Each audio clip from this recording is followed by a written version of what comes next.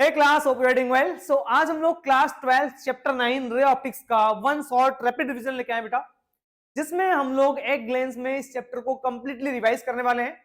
सारे important derivations, सारे important concepts जो बोर्ड्स के पॉइंट ऑफ व्यू से काफी ज्यादा इंपॉर्टेंट है, उन्हीं को इस वीडियो में कवर करेंगे सिर्फ, और इधर उधर का कुछ भी नहीं पढ़ेंगे।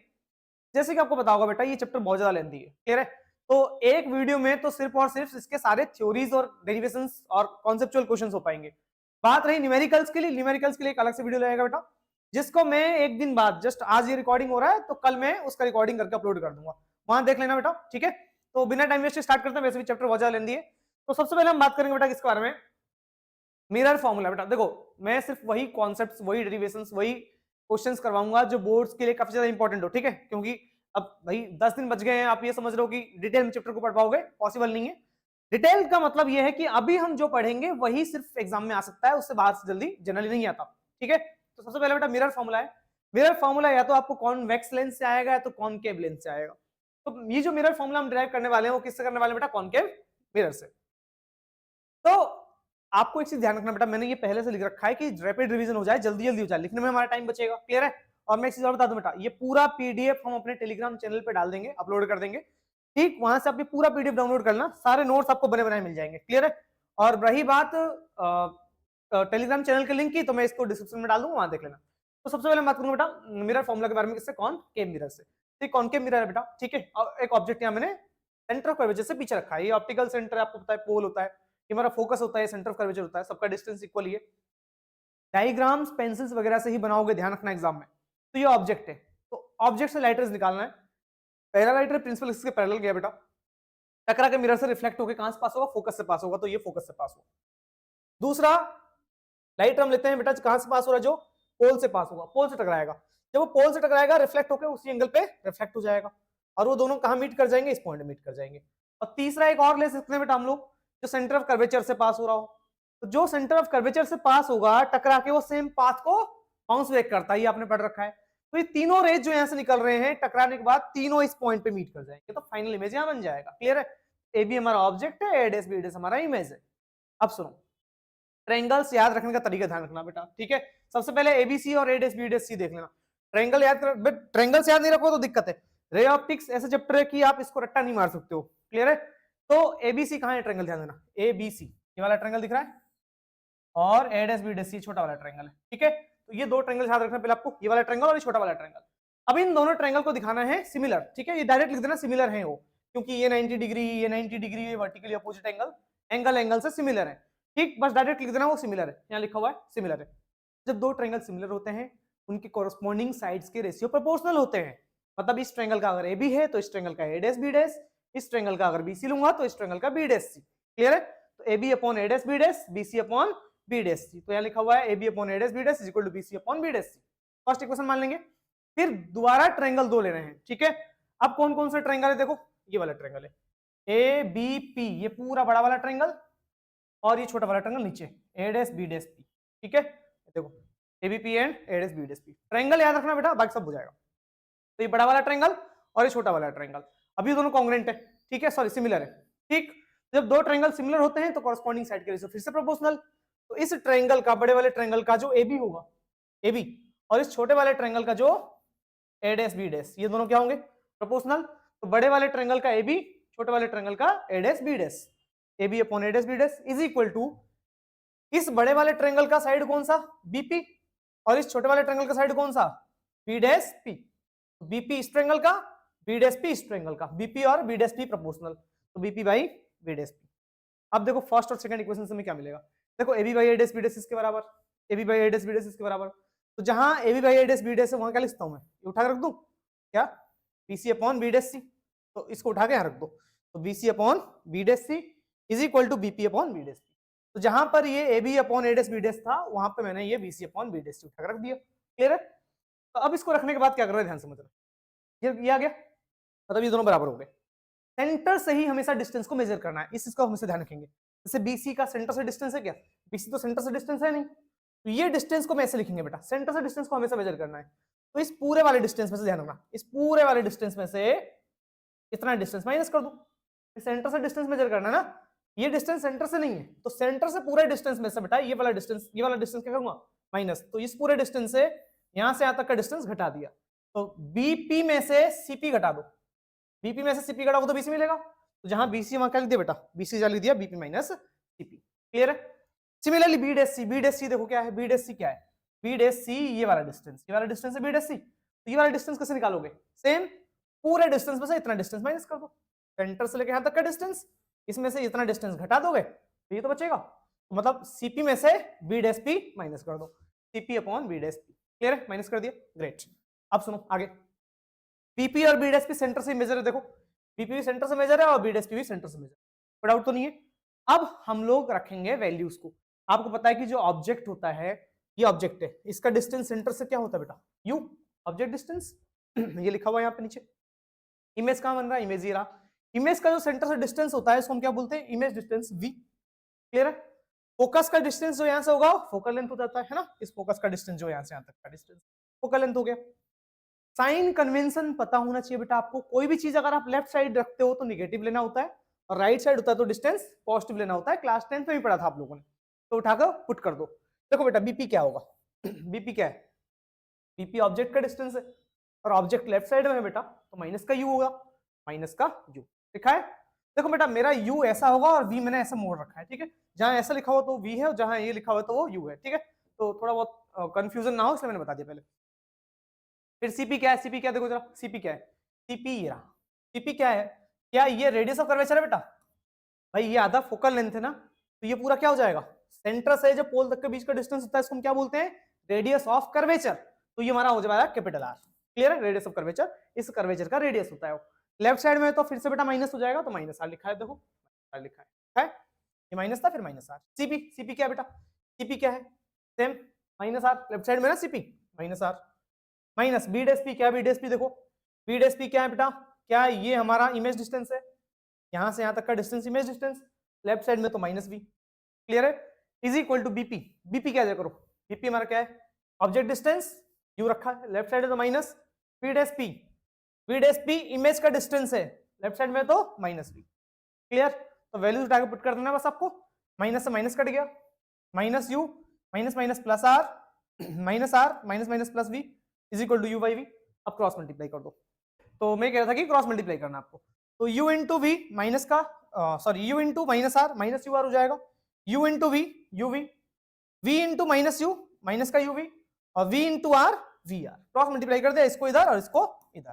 क्लियर है, होप क्लियर हो गया होगा बेटा। तो क्रॉस मल्टीप्लाई करने के बाद दिया है, इसके बाद करना क्या है बेटा, यूवी को एक तरफ ले आओ, बाकी सबको एक तरफ भेज दो, जैसे ये यूवी है और ये यूवी इधर माइनस में इधर आएगा तो क्या हो जाएगा, प्लस में हो जाएगा, तो ये एक बार यूवी है और ये इधर आएगा तो प्लस का एक बार यूवी हो गया, तो यूवी प्लस यूवी कितने बार यूवी, दो बार यूवी, टू यूवी हो गया।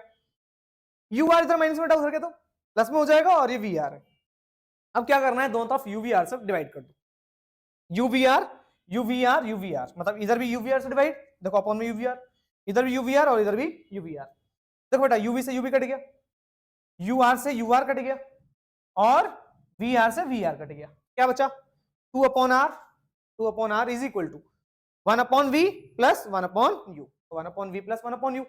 अब सुनो, रेडियस ऑफ कर्वेचर क्या होता है, क्या ये फोकल लेंथ का डबल होता है बेटा, फोकल लेंथ जितना होगा रेडियस ऑफ कर्वेचर उसका डबल हो जाता है, तो जो रेडियस ऑफ कर्वेचर है उसको लिखते हैं ट्वाइस ऑफ फोकल लेंथ का डबल हो गया 2f, 2 से 2 कट गया, 1 upon f is equal to 1 upon v plus 1 upon u, यही हमारा मिरर फॉर्मूला था बेटा, जिसको हमने डिराइव किया किसकी हेल्प से, कॉनकेव मिरर की हेल्प से। सिमिलरली हमारा कॉन्वेक्स की मिरर से है ना, कॉन्वेक्स की हेल्प से, देखो एक ये रे डायग्राम है, एक गलती पता है क्या है इसमें, रेज बनाए नहीं गए, इधर गया ऐसे टकरा के इधर रिफ्लेक्ट हो गया, ये गया टकरा के सेम पाथ वापस आ गया, ठीक है। मैं रे डायग्राम समझाता हूँ और ट्रायंगल्स बताता हूँ कैसे करना है, डिक्टो पिछले वाले की तरह है ये। देखो पहला लाइट रे प्रिंसिपल एक्सिस के पैरेलल, कॉन्वेक्स मिरर क्या होता है, ऐसे मिरर होते हैं ना जिसमें शेडिंग इधर की तरफ होती है, हाँ ये हमारी set convex mirror, reflecting surface ये वाला होता है, ठीक है, गया टकराया, टकरा कर रिफ्लेक्ट हो गया। तो आपको पता है कि जो रिफ्लेक्टेड रे होगा उसको मैं वर्चुअली पास करूं, देखो ये टकरा के उधर चला गया, दूसरा रे वो लेता हूं बेटा जो ऑप्टिकल सेंटर ऑफ कर्वेचर की तरफ जा रहा है, देखो ये रे सेंटर ऑफ कर्वेचर की तरफ जाने की कोशिश कर रहा है, लेकिन क्योंकि ये मिरर है टकरा के सेम पाथ पे ये बाउंस बैक हो जाएगा। ये प्रॉपर्टी है आपकी कि अगर कोई भी फोकस सेंटर ऑफ कर्वेचर की तरफ जाता है बेटा वो टकरा के सेम पाथ पे बाउंस बैक हो जाएगा। और एक लेते हैं हम लोग ऐसा लाइट रे जो पोल पे टकराएगा, पोल पे टकराएगा सेम एंगल पे रिफ्लेक्ट हो जाएगा। तो जब ये लाइट इधर आएंगे तो देखो ये ऐसे फैल रहे हैं इधर की तरफ, इधर तरफ तो कहीं मिलेंगे नहीं, तो मिलेंगे नहीं तो क्या करना पड़ेगा हमको, इनको वर्चुअली पीछे की तरफ एक्सटेंड करना पड़ेगा। तो इसको मैंने वर्चुअली देखो डॉटेड लाइन से बनाया ना, एक तो ऐसे डॉटेड लाइन से बनाओगे एग्जाम में, वरना मार्क्स नहीं मिलेंगे, कट जाएगा। तो ये भी वर्चुअली डॉटेड लाइन से, ये वर्चुअली डॉटेड लाइन से, यहाँ मीट कर गया, यहाँ बन गया इमेज आपका, क्लियर है। तो इमेज बन गया हमारा ए डैश बी डैश, दिख रहा है आपको, ये ए डैश बी डैश हमारा इमेज है, क्लियर है, ये ऑब्जेक्ट है।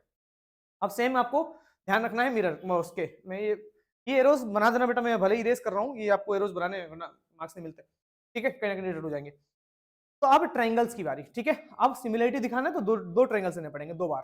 तो एक तो आपको ध्यान रखना है, एक बार ये वाला ट्रायंगल लेना है एबीपी और फिर ए डैश बी डैश पी, ये 2 ट्रायंगल ध्यान रखेंगे, ये बड़ा वाला और इधर से छोटा वाला, क्लियर है।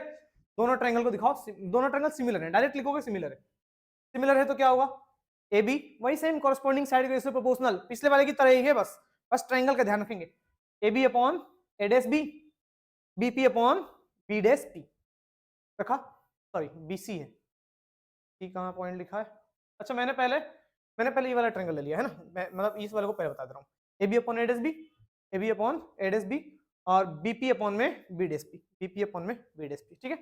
तो क्लियर है, कोई डाउट तो नहीं बेटा, ये हो गया फर्स्ट इक्वेशन, सेकंड इक्वेशन मान लेते हैं।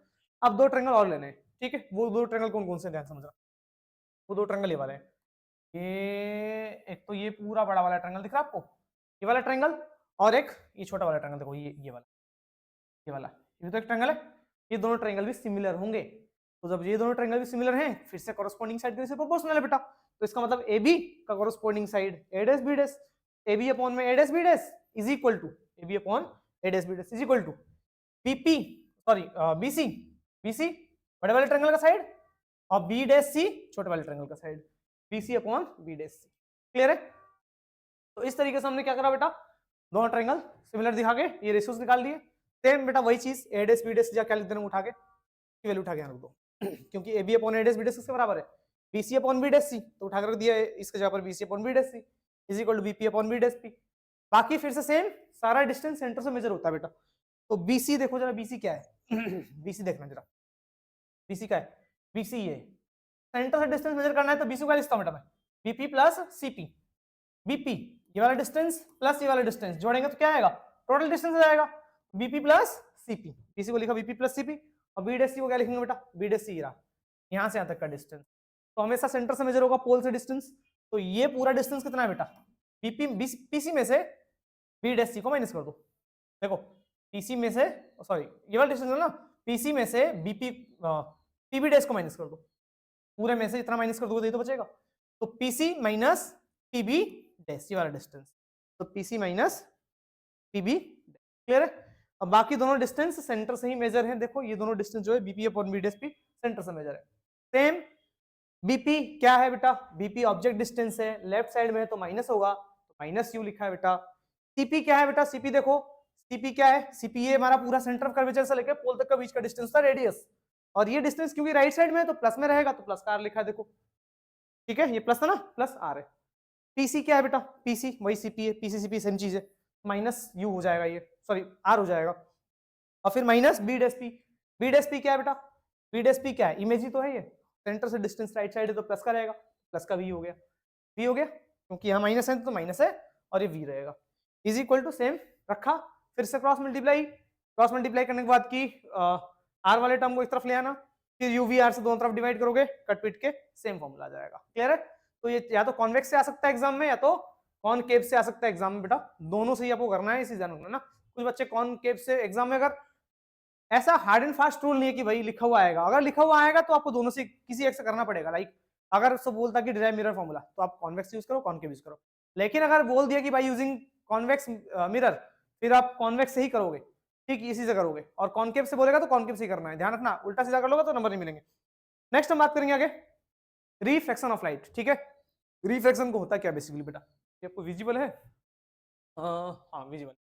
तो रिफ्लेक्शन होता क्या बेसिकली, रिफ्लेक्शन होता है कि लाइट का अपने पाथ से बेंड हो जाना जब वो एक मीडियम से दूसरे मीडियम में जाता है, तो लाइट ये गया, जहां टकराएगा वहां एक नॉर्मल बनता है, आपको पता है कि इसको हम बोलते हैं एंगल ऑफ इंसिडेंस, ये हमारा क्या बेटा एंगल ऑफ इंसिडेंस, तो जाना चाहिए था उसको सीधा, लेकिन वो मुड़ गया, क्यों मुड़ा, क्योंकि लाइट का पाथ चेंज हुआ, सॉरी लाइट का मीडियम चेंज हुआ, जब ये एक मीडियम से दूसरे मीडियम में जा रहा है तो ऐसा हो क्या रहा है बेटा, जब भी लाइट एक मीडियम से दूसरे मीडियम में जाता है हमेशा याद रखेंगे उस लाइट की स्पीड घट जाता है बेटा, दूसरे मीडियम में ऑब्स्टिकल्स आ जाएंगे तो लाइट की स्पीड घटेगी, जब वो लाइट की स्पीड घटेगा तो वो अपना पाथ चेंज कर देगा। क्लियर है? तो जाना चाहिए था सीधा और नॉर्मल की तरफ बेंड हो जाएगा। ये आपने बेसिक 10th क्लास में पढ़ रखा होगा। ठीक है, तो इसी को हम बोलते हैं रिफ्लेक्शन। बेटा ये सब डिफिनेशन वगैरह कुछ भी एग्जाम में आने वाला है नहीं, ठीक है, वो 10th क्लास का कॉन्सेप्ट है, जो बताऊंगा उसी को समझना। तो रिफ्लेक्शन वो है। अब लॉज ऑफ रिफ्लेक्शन, ठीक है, कभी बार स्नेल्स लॉ पूछ लेता है, सेकंड लॉ पूछ लेता है बेटा, इसको स्नेल्स लॉ कहते हैं। The ratio of sine of angle of incidence to the sine of angle of reflection is always equal to constant. First law वही जो आपने 10th क्लास में पढ़ा था कि इंसिडेंट रे, रिफ्रैक्टेड रे, नॉर्मल, पॉइंट ऑफ इंसिडेंस सभी एक प्लेन प्लाई करेंगे। तो सेकंड लॉ स्नेल्स लॉ काफी ज्यादा इंपॉर्टेंट है बेटा। स्नेल्स लॉ क्या कहता है कि sine I, sine of angle of incidence और sine of angle of refraction वो हमेशा कांस्टेंट रहेगा। उस कांस्टेंट को हम क्या कहते हैं, उस कांस्टेंट को रिफ्रैक्टिव इंडेक्स कहते हैं, एन से डिनोट करते हैं। ठीक है, ये पूछा जा सकता है डेफिनेशन एग्जाम में। ठीक है, तो इसका डेफिनेशन याद रख लेना बेटा। ठीक है, सेकंड लॉ का कि भाई अगर ये एंगल ऑफ इंसिडेंस है मान लेते हैं और एंगल ऑफ रिफ्लेक्शन है, तो अलग अलग एंगल ऑफ इंसिडेंस से कॉरेस्पॉन्डिंग अलग एंगल ऑफ रिफ्लेक्शन होगा। लाइट अभी ये डेंसर से रेयर में जा रहा है मान लेते हैं, ये डेंसर मीडियम था, डेंसर मीडियम से कहां जा रहा है, वो रेयर मीडियम में जा रहा है। तो आपको पता है कि जब लाइट डेंसर से रेयर जाएगा तो नॉर्मल से दूर जाएगा। देखो लाइट ऐसा गया, नॉर्मल से दूर चला गया। तो ये अलग अलग एंगल ऑफ इंसिडेंस से कॉरेस्पॉन्डिंग अलग अलग एंगल ऑफ रिफ्लेक्शन है। ठीक, लेकिन उनका रेशियो हमेशा क्या रहेगा, कांस्टेंट रहेगा। मतलब कि साइन I1 और साइन R1 की जो वैल्यू है बेटा, ये I1 और R1 की कॉरेस्पॉन्डिंग जो वैल्यू है, वही साइन I2 और R2 का भी रेशियो होगा और वही साइन I3 और साइन R3। तो अगर मैं दोनों मीडियम को फिक्स कर दूं तो जैसे जैसे एंगल ऑफ इंसिडेंस चेंज करूंगा तो वैसे वैसे एंगल ऑफ रिफ्लेक्शन चेंज होगा, लेकिन वो कुछ इस तरीके से चेंज होंगे कि उनका रेशियो हमेशा सेम रहेगा। यही हमारा स्नेल्स लॉ है। क्लियर है? आगे बढ़ेंगे। नेक्स्ट बेसिक चीजें ध्यान रखना है। रिफ्रैक्टिव इंडेक्स ये इंपॉर्टेंट है, इसी कांस्टेंट को हम रिफ्रैक्टिव इंडेक्स कहते हैं। इस कांस्टेंट को साइन आई और साइन आर का जो कांस्टेंट होता है ना, इसी को हम क्या कहते हैं, रिफ्रैक्टिव इंडेक्स। ठीक, न्यूमेरिकल्स जहां से आएंगे वो ये टॉपिक है। ठीक, यहां से सिर्फ और सिर्फ डेफिनेशन आएगा तो इससे बात ज्यादा करेंगे नहीं। एब्सोल्यूट रिफ्रैक्टिव इंडेक्स क्या होता है, देखो रिफ्रैक्टिव इंडेक्स को हमने ऐसे डिफाइन किया है, it is the ratio of speed of light in vacuum to the speed of light in medium. किसी भी मीडियम का रिफ्रैक्टिव इंडेक्स क्या है, चाहे पानी हो, चाहे ग्लास हो, चाहे कोई भी ऑयल हो, उनका जब एब्सोल्यूट रिफ्रैक्टिव इंडेक्स गिवन होता है बेटा, तो आपको समझना है तो जो उसका रिफ्रैक्टिव इंडेक्स होता है वो विद रिस्पेक्ट टू वैक्यूम होता है। मतलब लाइट की स्पीड वैक्यूम में कितना है डिवाइड बाय लाइट की स्पीड उस मटेरियल मीडियम के अंदर कितना है। इसको हम सी बोलते हैं, light of speed in vacuum space में, और वी हमारा उस मीडियम में लाइट की स्पीड कितना है। इनका जो रेशियो होता है इसको हम क्या बोलते हैं बेटा, एब्सोल्यूट रिफ्रैक्टिव इंडेक्स। ठीक है, वहीं आपको इसे ध्यान रखना है कि जब लाइट एक मीडियम से दूसरे मीडियम में जाएगा, मतलब एक मीडियम से दूसरे मीडियम में आ रहा है, जैसे इस मीडियम से आया रेयर से कंडेंसर, तो मुड़ जा रहा है, तो लाइट की फ्रीक्वेंसी चेंज नहीं होगी, इस चीज को हमेशा याद रखेंगे। लाइट का वेवलेंथ चेंज हो जाता है। ठीक है, लाइट का वेवलेंथ चेंज हो जाएगा, स्पीड चेंज हो जाएगा। देखो दो चीज चेंज होगी, हमेशा ध्यान रखना, स्पीड और वेवलेंथ, बट फ्रीक्वेंसी कभी चेंज नहीं होगा। यहाँ से क्वेश्चंस पूछे जाते हैं, मैंने लिख दिया पहले से already. When light travels from one medium to another medium, its velocity and wavelength gets change but frequency remains unchanged. Frequency में कोई चेंज नहीं आएगा, इस चीज को ध्यान रखना बेटा आपको। तो देखो मैंने फ्रीक्वेंसी ऊपर न्यू था तो नीचे भी न्यू है, ऊपर वेवलेंथ लैम्डा तो नीचे लैम्डा डैश, मतलब चेंज हो गया। ठीक है, वेलोसिटी ऊपर v1 है तो नीचे v2 है, अलग अलग वेलोसिटीज होंगी लेकिन फ्रीक्वेंसी चेंज नहीं होगा। ध्यान रखेंगे इस चीज का बेटा। Absolute clear? एब्सोल्यूट का मतलब कि refractive index of light with respect to what, vacuum. अब रिफ्रैक्टिव इंडेक्स को c बाई v, और c को लिखते हैं बेटा v इंटू लेमडा, है ना, लिखते हैं बेटा v is equal to nu lambda, पढ़ रखा आप लोगों ने, पढ़ा होगा wave velocity, v is equal to nu lambda. ठीक है, तो v is equal to nu lambda ना, तो वेलोसिटी जो है, मतलब की भी तो वेलोसिटी है, तो वेलोसिटी क्या होता है, फ्रीक्वेंसी इंटू वेवलेंथ।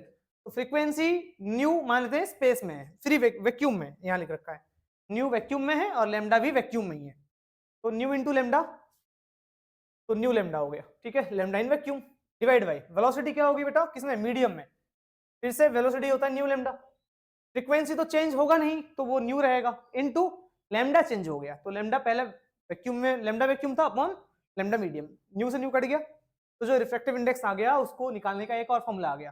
देखो रिफ्रैक्टिव इंडेक्स आप sine I upon sine R से निकाल सकते हो, सी अपॉन वी से निकाल सकते हो, या तो वेवलेंथ अगर पता हो तो वेवलेंथ से भी निकाल सकते हो, lambda in vacuum upon lambda in medium. तो कभी कभार ना एग्जाम में न्यूमेरिकल्स एमसीक्यू आता है, तो याद रखना है कि जो मीडियम में वेवलेंथ होता है वो वैक्यूम में जो भी वेवलेंथ होगा उसके रिफ्रैक्टिव इंडेक्स टाइम्स घट जाए। तो रिफ्रैक्टिव इंडेक्स अगर मैं डिवाइड कर दूं लेमडा इन वैक्यूम को, तो लैम्डा इन मीडियम आ जाता है। क्लियर है? ये फॉर्मूला काफी ज्यादा इंपॉर्टेंट बेटा। ठीक, तो भाई देखो जो एमसीक्यूज वगैरह होंगे वो डिटेल से पूछे जाते हैं, उनमें ये सारा कॉन्सेप्ट बहुत कम आएगा। ठीक, और एक तो लॉन्ग आंसर हो गए, लाइक 5 नंबर का टेलीस्कोप माइक्रोस्कोप, वहां से तो क्वेश्चन आता ही आता है। ठीक, वो तो कर ही लोगे आप लोग, लेकिन इन टॉपिक को अच्छे समझ के जाओ। तो नेक्स्ट हम बात करते हैं बेटा रिलेटिव रिफ्रैक्टिव इंडेक्स। तो रिलेटिव रिफ्रैक्टिव इंडेक्स क्या था बेटा? एब्सोल्यूट क्या था? एब्सोल्यूट किसी भी मटेरियल का refractive index with respect to vacuum था। वहीं रिलेटिव की अगर मैं बात करूं, किसी भी मटेरियल का refractive index with respect to its surrounding, उसके आसपास को मीडियम जो है उसके रिस्पेक्ट में उस मटेरियल का मीडियम का रिफ्रैक्टिव इंडेक्स क्या है, उसको हम कहते हैं बेटा रिलेटिव रिफ्रैक्टिव इंडेक्स। इसको आप ऐसे भी समझ लो कि एक मीडियम 1 है मान लेते हैं ऊपर, ये मीडियम 2 है। तो लाइट जब रेयर मीडियम मतलब फर्स्ट मीडियम से दूसरे मीडियम में आएगा तो रिफ्रैक्टिव इंडेक्स सेकंड मीडियम का होगा with respect to first. Light जहां से आता है उसके रिस्पेक्ट में होता है रिफ्रैक्टिव इंडेक्स, और जिसमें जाता है उसका रिफ्रैक्टिव इंडेक्स होता है। अगर लाइट 1 से 2 आ रहा है तो 2 का रिफ्रैक्टिव इंडेक्स कितना होगा? 1 के रिस्पेक्ट में। तो ये हुआ कंपैरिजन दोनों मीडियम का। क्लियर है? इसी को हम बोलते हैं absolute sorry relative refractive index. तो refractive index of second medium with respect to first, n2 1 का मतलब होता है कि सेकंड वाले का रिफ्रैक्टिव इंडेक्स फर्स्ट वाले के वजह से। अगर लाइट 1 से 2 में जाता, सॉरी 2 से 1 में जाता, तो क्या होता? वो रिफ्रैक्टिव इंडेक्स होता 1 का, जिसमें लाइट गया, और जहां से गया उसके रिस्पेक्ट में होगा। ठीक है, ध्यान रखना इस चीज का। तो n2 1 का मतलब क्या होता है? Refractive index of second medium with respect to first. इसको हम ऐसे लिखते हैं बेटा कि जहां से लाइट आ रही है उसकी स्पीड को ऊपर रखना है, डिवाइड में जहां लाइट जा रही है उसकी स्पीड को नीचे रखना है। जैसे रिफ्रैक्टिव इंडेक्स मुझे सेकंड मीडियम का निकालना है विद रिस्पेक्ट टू फर्स्ट, तो मैं ऊपर रखूंगा स्पीड ऑफ लाइट इन जहां से लाइट आया, मतलब कि ऊपर से आ रहा फर्स्ट मीडियम से, तो v1 डिवाइड बाई जिसमें लाइट गया उसकी स्पीड को नीचे रखेंगे। इन स्पीड्स का जो रेशियो होता है इसको हम क्या बोलते हैं? Relative refractive index. सेम चीज v is equal to nu lambda, भी थोड़ी देर पहले पढ़ाया था। एक तो ये फॉर्मूला आपको रखना है ना, ये concept. Relative refractive index sorry velocity का मैंने फॉर्मूला भी पढ़ाया था, v is equal to nu lambda, है ना, फ्रीक्वेंसी इनटू वेवलेंथ। तो फ्रीक्वेंसी तो चेंज होगा नहीं, पहले अगर फ्रीक्वेंसी नहीं था तो बाद में भी न्यू रहेगा। ऊपर मान लेते हैं ऊपर जो वेवलेंथ था वो लैम्डा 1 था, और नीचे आने के बाद जो वेवलेंथ हो गया कितना हो गया बेटा? वो लैम्डा 2 हो गया, क्योंकि वेवलेंथ होता है चेंज, तो वेवलेंथ लैम्डा 2 हो गया, न्यू से न्यू कट गया, लैम्डा 1 अपॉन लैम्डा 2। तो refractive index of second medium with respect to first को हम ऐसे भी निकाल सकते हैं, लैम्डा 1 अपॉन लैम्डा 2। अब सुनो, एक और काम करेंगे, इसी को मैं ऐसे लिख रहा हूं, देखो इस वाला है, इसमें इसको मैंने थोड़ा सा ट्विस्ट करके ऐसे लिख दिया है, c upon v2 divide by c upon v1। देखो c से c कट गया, रेसिप्रोकल होकर v1 ऊपर चला जाएगा, आएगा तो v1 अपॉन v2 ही। क्लियर? तो इसको मैं ट्विस्ट करके ऐसे लिख सकता हूं, तो मैंने इसको लिख दिया c upon v2 upon c upon v1। अच्छा, c अपॉन v2 क्या है? Speed of light in vacuum divide by speed of light in second medium. Speed of light in vacuum upon speed of light in medium, इसको हम बोलते हैं absolute refractive index. Second medium में velocity है तो refractive index हो जाएगा second medium का, और c upon v1 speed of light in vacuum upon में speed of light in medium, ये हो जाएगा फर्स्ट मीडियम का एब्सोल्यूट रिफ्रैक्टिव इंडेक्स n1। तो n21 को हम ऐसे भी लिख सकते हैं बेटा n2 बाई n1। क्लियर है? तो ये ध्यान रखना है कि अगर आपको रिलेटिव रिफ्रैक्टिव इंडेक्स निकालना हो तो वो एब्सोल्यूट रिफ्रैक्टिव इंडेक्स का रेशियो ही होता है। मतलब सेकंड वाले का refractive index with respect to first क्या होगा? सेकंड वाले का absolute refractive index divide by first वाले का एब्सोल्यूट रिफ्रैक्टिव इंडेक्स। एग्जाम में आता है, ध्यान रखना इंपॉर्टेंट है। क्लियर है? तो अब एक चीज और याद रखना बेटा कि ये n21 रेसिप्रोकल होता है n12 के, है ना, ये भी काफी ज्यादा काम में आएगा आपके। मतलब कि अगर सेकंड का रिफ्रैक्टिव इंडेक्स फर्स्ट के रिस्पेक्ट में कितना है? 3/4 है मान लो एग्जांपल के लिए, तो ये n12 कितना हो जाएगा? n12 कितना हो जाएगा? आपने सेकंड वाले का मीडियम का रिफ्रैक्टिव इंडेक्स फर्स्ट वाले का कंपैरिजन में बोला, तो फर्स्ट वाले का सेकंड के रिस्पेक्ट में कितना हो जाएगा? वो रेसिप्रोकल कर दो, मतलब कि वो 4/3 हो जाएगा। क्लियर है? इस चीज को ध्यान रखेंगे, ये लिखा हुआ है। तो इनसे न्यूमेरिकल्स और कॉन्सेप्चुअल क्वेश्चन आते हैं। कैसे क्वेश्चन आएंगे हम न्यूमेरिकल वाले वीडियो में कवर करने वाले हैं डिटेल में, ठीक है, टेंशन मत लेना बिल्कुल भी, बस बात मानते जाओ जो बताया जा रहा है। Real depth and apparent depth, ठीक है, क्योंकि देखो हमें तो सारे डेरिवेशंस जो एग्जाम पॉइंट से इंपॉर्टेंट है वो करना है, ठीक है। बाकी बहुत ज्यादा इंपॉर्टेंट कुछ होते हैं और कुछ लेस इंपॉर्टेंट होते हैं, जैसे कि ये बहुत ज्यादा हाईली इंपॉर्टेंट नहीं है बट फिर भी इंपॉर्टेंट है, ठीक है। तो रियल डेप्थ और अपरेंट डेप्थ यहाँ से ना न्यूमेरिकल आने के चांसेस बहुत ज्यादा होते हैं, रियल और अपरेंट डेप्थ, ध्यान रखना इस चीज, ठीक है।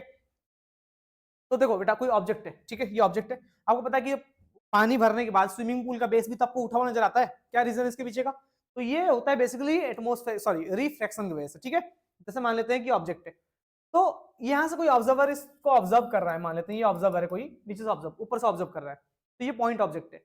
तो लाइट रेज यहाँ से निकल रहे हैं बेटा, ये पहला लाइट रे निकला ऐसे, ऐसा गया और ऊपर गया ऐसे, ठीक है, और दूसरा लाइट रे यहाँ से निकला ऐसे और वो ऐसे, क्योंकि ये परपेंडिकुलर जा रहा है, तो आपको पता है कि अगर परपेंडिकुलरली जा रहा है सरफेस के तो उसका पाथ चेंज नहीं होगा, वो सीधे चला जाएगा। लेकिन अगर कोई ऑब्लिकली गया तो क्या होगा? अभी डेंसर से रेयर जा रहा है तो वो नॉर्मल से दूर जाएगा, तो ये नॉर्मल है ना, उससे दूर जाएगा, ऐसा मुड़ के चला जाएगा। क्लियर है? अब देखो क्या होने वाला है। तो ये दो रेज गए, और हमारे आंखों में इमेज कैसे बनता है, देखो हमारे आंखों में ना वर्चुअल इमेज बनता है, मतलब जो लाइट हमारे आंखों में आ रहा है बेटा, उन लाइट रेज को आप वर्चुअली एक्सटेंड करो, ठीक, जहां वो मीट करेगा हमारे लिए इमेज वही बनता है। जैसे हमारे आंखों में देखो ये दो लाइट रेज आ रही है ना, ऐसा ऊपर से जो ऑब्जर्वर देख रहा था, तो वो क्या करेगा, उसके आंखों के जो लाइट रेज है ना वो वर्चुअली एक्सटेंड करेगा, पीछे बढ़ा रहा है, पीछे बढ़ा रहा है, पीछे बढ़ा रहा है, और कहां मीट कर गया, इस पॉइंट मीट कर गया। तो ये इमेज है, ऑब्जेक्ट रखा यहाँ है लेकिन हमको दिख क्या रहा है, ऊपर दिख रहा है। तो ये रियल डेप्थ हमारा, एक्चुअल डेप्थ ये है, और एपेरेंट डेप्थ जो आपको उठा हुआ डेप्थ दिख रहा है वो ये है, ये एपेरेंट डेप्थ। क्लियर है? तो इनका रिलेशन क्या है, इसको हमें पढ़ना है। तो ये रे डायग्राम समझ में आ गया बेटा, ऑब्जेक्ट था, यहाँ से लाइट गया, यहाँ से लाइट गया, ऐसे मुड़ गया, और दोनों को वर्चुअली एक्सटेंड किया तो यहाँ मीट करके हमारा इमेज बन गया। तो बेटा ये हमारा एंगल ऑफ इंसिडेंस होता है, नॉर्मल से जो एंगल बन रहा है उसको एंगल ऑफ इंसिडेंस कहेंगे। ये हमारा एंगल ऑफ रिफ्रैक्शन होता है, जो रिफ्लेक्टेड नॉर्मल से एंगल बना रहा होता है, उसको हम रिफ्लेक्टेड रे कहते हैं, है ना, एंगल ऑफ रिफ्लेक्शन कहते हैं। अच्छा ये आई है तो क्या ये भी आई होगा, क्यों, लाइन पैरेलल है, ये ट्रांसवर्सल है, ऑल्टरनेट इंटीरियर एंगल होता है। क्लियर है? तो ये आई है तो ये भी कितना हो जाएगा, आई हो जाएगा। सिमिलरली देखो ये दोनों पैरेलल लाइन है और ये ट्रांसवर्सल है, तो ये आर है तो ये भी आर होगा, कॉरस्पॉन्डिंग एंगल जिसको कहते हैं हम लोग, इतना बेसिक्स आए तो ठीक। कॉरस्पॉन्डिंग एंगल ही जिस बच्चे को नहीं पता मैं क्या बोलूँ उसको, मैं इसको यही बोलूंगा बेटा याद कर ले, ठीक है, सबसे बेस्ट है। तो ये आर है तो ये भी आर हो जाएगा। क्लियर है? अब सुनो, इसके बाद क्या करना है, ध्यान समझना। अब क्या करेंगे बेटा, अब हम करने वाले हैं साइन आई और साइन आर निकालने वाले हैं। साइन आई कितना होगा बताओ, साइन थीटा क्या होता है, perpendicular upon base, sorry perpendicular upon hypotenuse. तो ये रहा आई, ये रहा आई, और ये बड़ा वाला ट्रायंगल लो इसमें। साइन थीटा क्या होता है, परपेंडिकुलर, परपेंडिकुलर क्या बेटा, एंगल के सामने वाला साइड ए बी, और हाइपोटेन्यूज क्या है, ओ बी, है ना, A B upon O B, लिखा है ए बी अपॉन में O B. Similarly sine R, sine R क्या होगा, ये वाला ट्रायंगल लो, ये वाला है, इसमें लगाओ साइन आर, ये आर यहाँ दिख रहा है ना, sine theta again perpendicular A B और हाइपोटेन्यूज बी आई, तो A B upon B I, divide करो sine I upon sine R, क्योंकि मुझे रिफ्रैक्टिव इंडेक्स निकालना है बेटा कुल मिला के। रिफ्रैक्टिव इंडेक्स क्या था, sine I upon sine R, मैंने साइन आई को साइन आर से डिवाइड कर दिया। अब देखो डिवाइड करने से क्या होगा, ध्यान समझना बेटा, तुम डिवाइड करेंगे तो देखो क्या होगा, this upon this, A B से ए बी कट गया, बी आई ऊपर, बी आई अपॉन में ओ बी। क्लियर है? यहाँ एक टर्म गलत लिखा था कि B lies very close to point, है ना, क्योंकि ये बी पॉइंट जो है ना बेटा, ये बी पॉइंट बहुत ज्यादा क्लोज है किसके, ए पॉइंट। ठीक है, हमने यहाँ पे देखने के लिए तो भाई दूर रख रखा है, बट ये होता बहुत ज्यादा पास है। तो जो ओबी होगा, क्योंकि बी पॉइंट ए के आसपास है, तो इस ओबी डिस्टेंस को ओबी ना लिख के ओए लिख देंगे, क्योंकि ये बी ना ये बहुत ज्यादा क्लोज है ए के, तो ओबी जनरली ओ ए के बराबर हो जाएगा। तो देखो मैंने क्या कर रखा है, जो ओबी है उस ओबी को क्या लिख दिया बेटा, ओए लिख दिया ओबी को ए, और बी आई को क्या लिखूंगा बेटा, बी आई, ये वाला distance, B I, B point A के आसपास है ना, तो बी आई को बी आई ना लिख के क्या लिखेंगे बेटा, ए आई लिखेंगे। बी आई को ना लिख के बेटा, बी आई को हटा के क्या लिख दिया हम लोगों ने, ए आई लिख दिया। क्लियर है? क्योंकि बी पॉइंट, ये मैंने गलत लिखा था स्टार्टिंग में, गलत लिख दिया था पहले से ही, बी बहुत ज्यादा क्लोज है किसके, ए पॉइंट के, इसका मतलब क्या है कि जो ओबी है ओ ए के बराबर, बी आई जो है ए आई के बराबर। क्लियर है? अब ए आई क्या है बेटा, ध्यान समझना, ए आई क्या है, ए आई हमारा है अपेरेंट डेप्थ। ये जो आपको दिख रहा है ना, ये एक्चुअल डेप्थ है नहीं, apparent depth, apparent depth divide by O A क्या है बेटा, ओ ए क्या है, ओ ए हमारा रियल डेप्थ। ठीक है, apparent depth upon real depth. अच्छा ये sine I upon sine R क्या हुआ, रिफ्रैक्टिव इंडेक्स। अब सुनो, मैंने भी थोड़ी देर पहले आपको क्या बताया था, लाइट जहां जाएगा उसका रिफ्रैक्टिव इंडेक्स होगा, जहां से जाएगा उसके रिस्पेक्ट में होगा। तो लाइट कहां से कहां जा रहा है बेटा, वो जा रहा है सेकंड मीडियम से किसमें, फर्स्ट मीडियम में, तो रिफ्रैक्टिव इंडेक्स किसका होगा, फर्स्ट का होगा, किसके रिस्पेक्ट में होगा, सेकंड के। तो refractive index of first medium with respect to second medium, ये हुआ n12 इज इक्वल टू क्या, real depth upon apparent depth. लेकिन ये आपका रिफ्रैक्टिव इंडेक्स इसका माना जाएगा बेटा, बाहर वाले का माना जाएगा। लेकिन न्यूमेरिकल्स या क्वेश्चन जो होते हैं वो उसका रिफ्रैक्टिव इंडेक्स जो एग्जाम में गिवन होगा ना बेटा, वो इस मीडियम का गिवन होगा, बाहर वाले का नहीं होगा। तो इसको मैं थोड़ा सा एक काम करूंगा, रेसिप्रोकल कर दूंगा, इसके नीचे 1 है ना, तो इस 1 को ऊपर n12 को नीचे, तो जैसे मैंने रेसिप्रोकल करा तो क्या हुआ, 1 अपॉन n12, रियल डेप्थ ऊपर अपेरेंट डेप्थ नीचे, 1 अपॉन n12 क्या लिखते हैं, n21, अभी पीछे जस्ट बताया मैंने, 1 अपॉन n12 को n21, है ना, रेसिप्रोकल कर सकते हैं, तो ये हो गया। क्लियर है? तो n21 is equal to real depth upon apparent depth, ये कांसेप्ट बेटा, इसका हमें यूज करना है, ठीक है, क्वेश्चंस करने में। एक सेकंड,